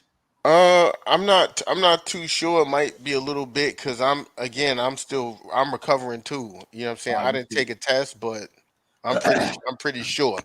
You know what I'm saying? Yeah, right. My wife is sick too, and then I got to go take a test. So mine started not Friday, but the previous Friday. I took the at home joint, y'all. Just get you my sister. She had brought me over at home test. They ain't have nowhere I'm at. Oh, they don't. Yeah, and they I out of took stock. that. Yeah, they out of stock. Yeah, so Yeah, I'm going to I take a can't test go on nowhere. Thursday. Hey, well, you can't. You got to stay in the house just like me. We can't go nowhere. So, y'all, I'm gonna be right here. Yeah, I gotta take a test Thursday because I'm supposed to be going to Jamaica on Sunday. Oh, So shit. you know, I so hope you don't miss yeah, out on this, bro. bro.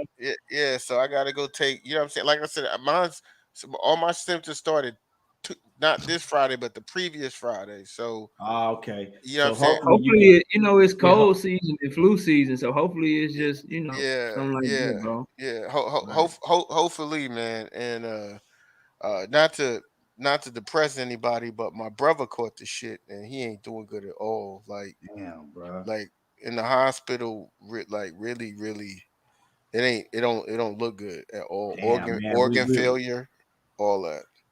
Prayers out to you, Yeah, man. prayers to I you. Yeah, mean, for prayers real. out to Prayers your up family, that, man, bro. for sure, for sure.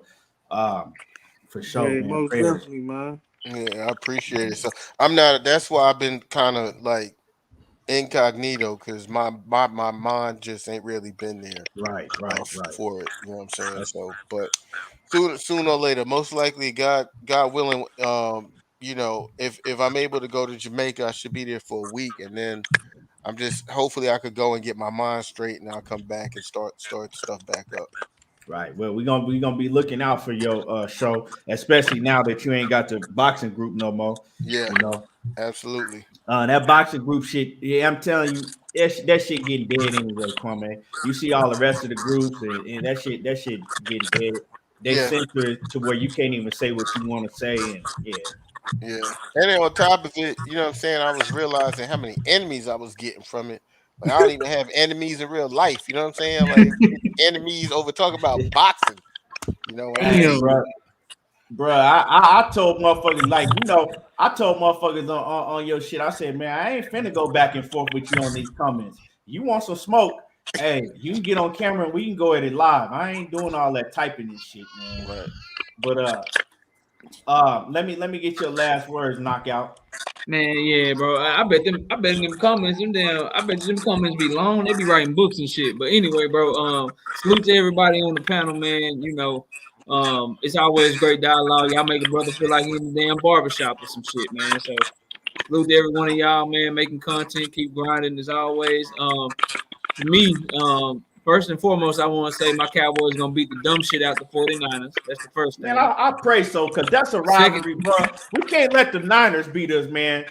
For real. we're gonna beat the shit out of them, bro. We're gonna beat the shit out of them. As far as me on this boxing shit, man, y'all find me right here, Knockout Boxing 86 TV.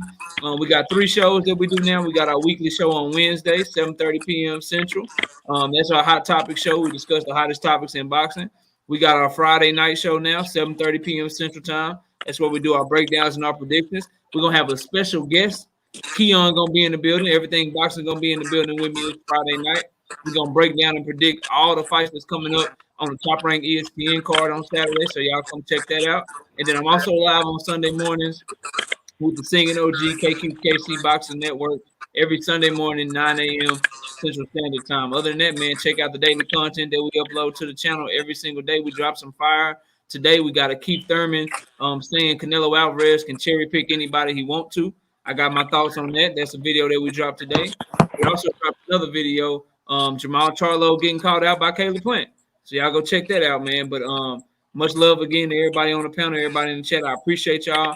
My daughter appreciate y'all, and special prayers and shout out to Kwame from Lord Game Boxing, man. Hope everything turns out well with your brother. Hope you get to go to Jamaica, and salute to everybody, man. I think this was a great show, man, and with a lot of different opinions, and you're doing great work, bro. And congratulations again, over 10,000 subscribers on the way to 20,000, bro. So keep doing your thing, man. I appreciate you, bro. I appreciate you, man. Appreciate everybody. Hit the like button if y'all ain't hit the like button. Like I said, we'll be back tomorrow, 11:30 Pacific time, 12:30 p.m. Mountain time. That's 1:30 p.m. Central and 2:30 on the East Coast. Another great show. Salute to all my brothers on the panel. Great show. Salute to everybody that's in the chat that came through and showed love. And y'all already know we'll be back tomorrow. There you go, talking that boxing again. And I'm gone.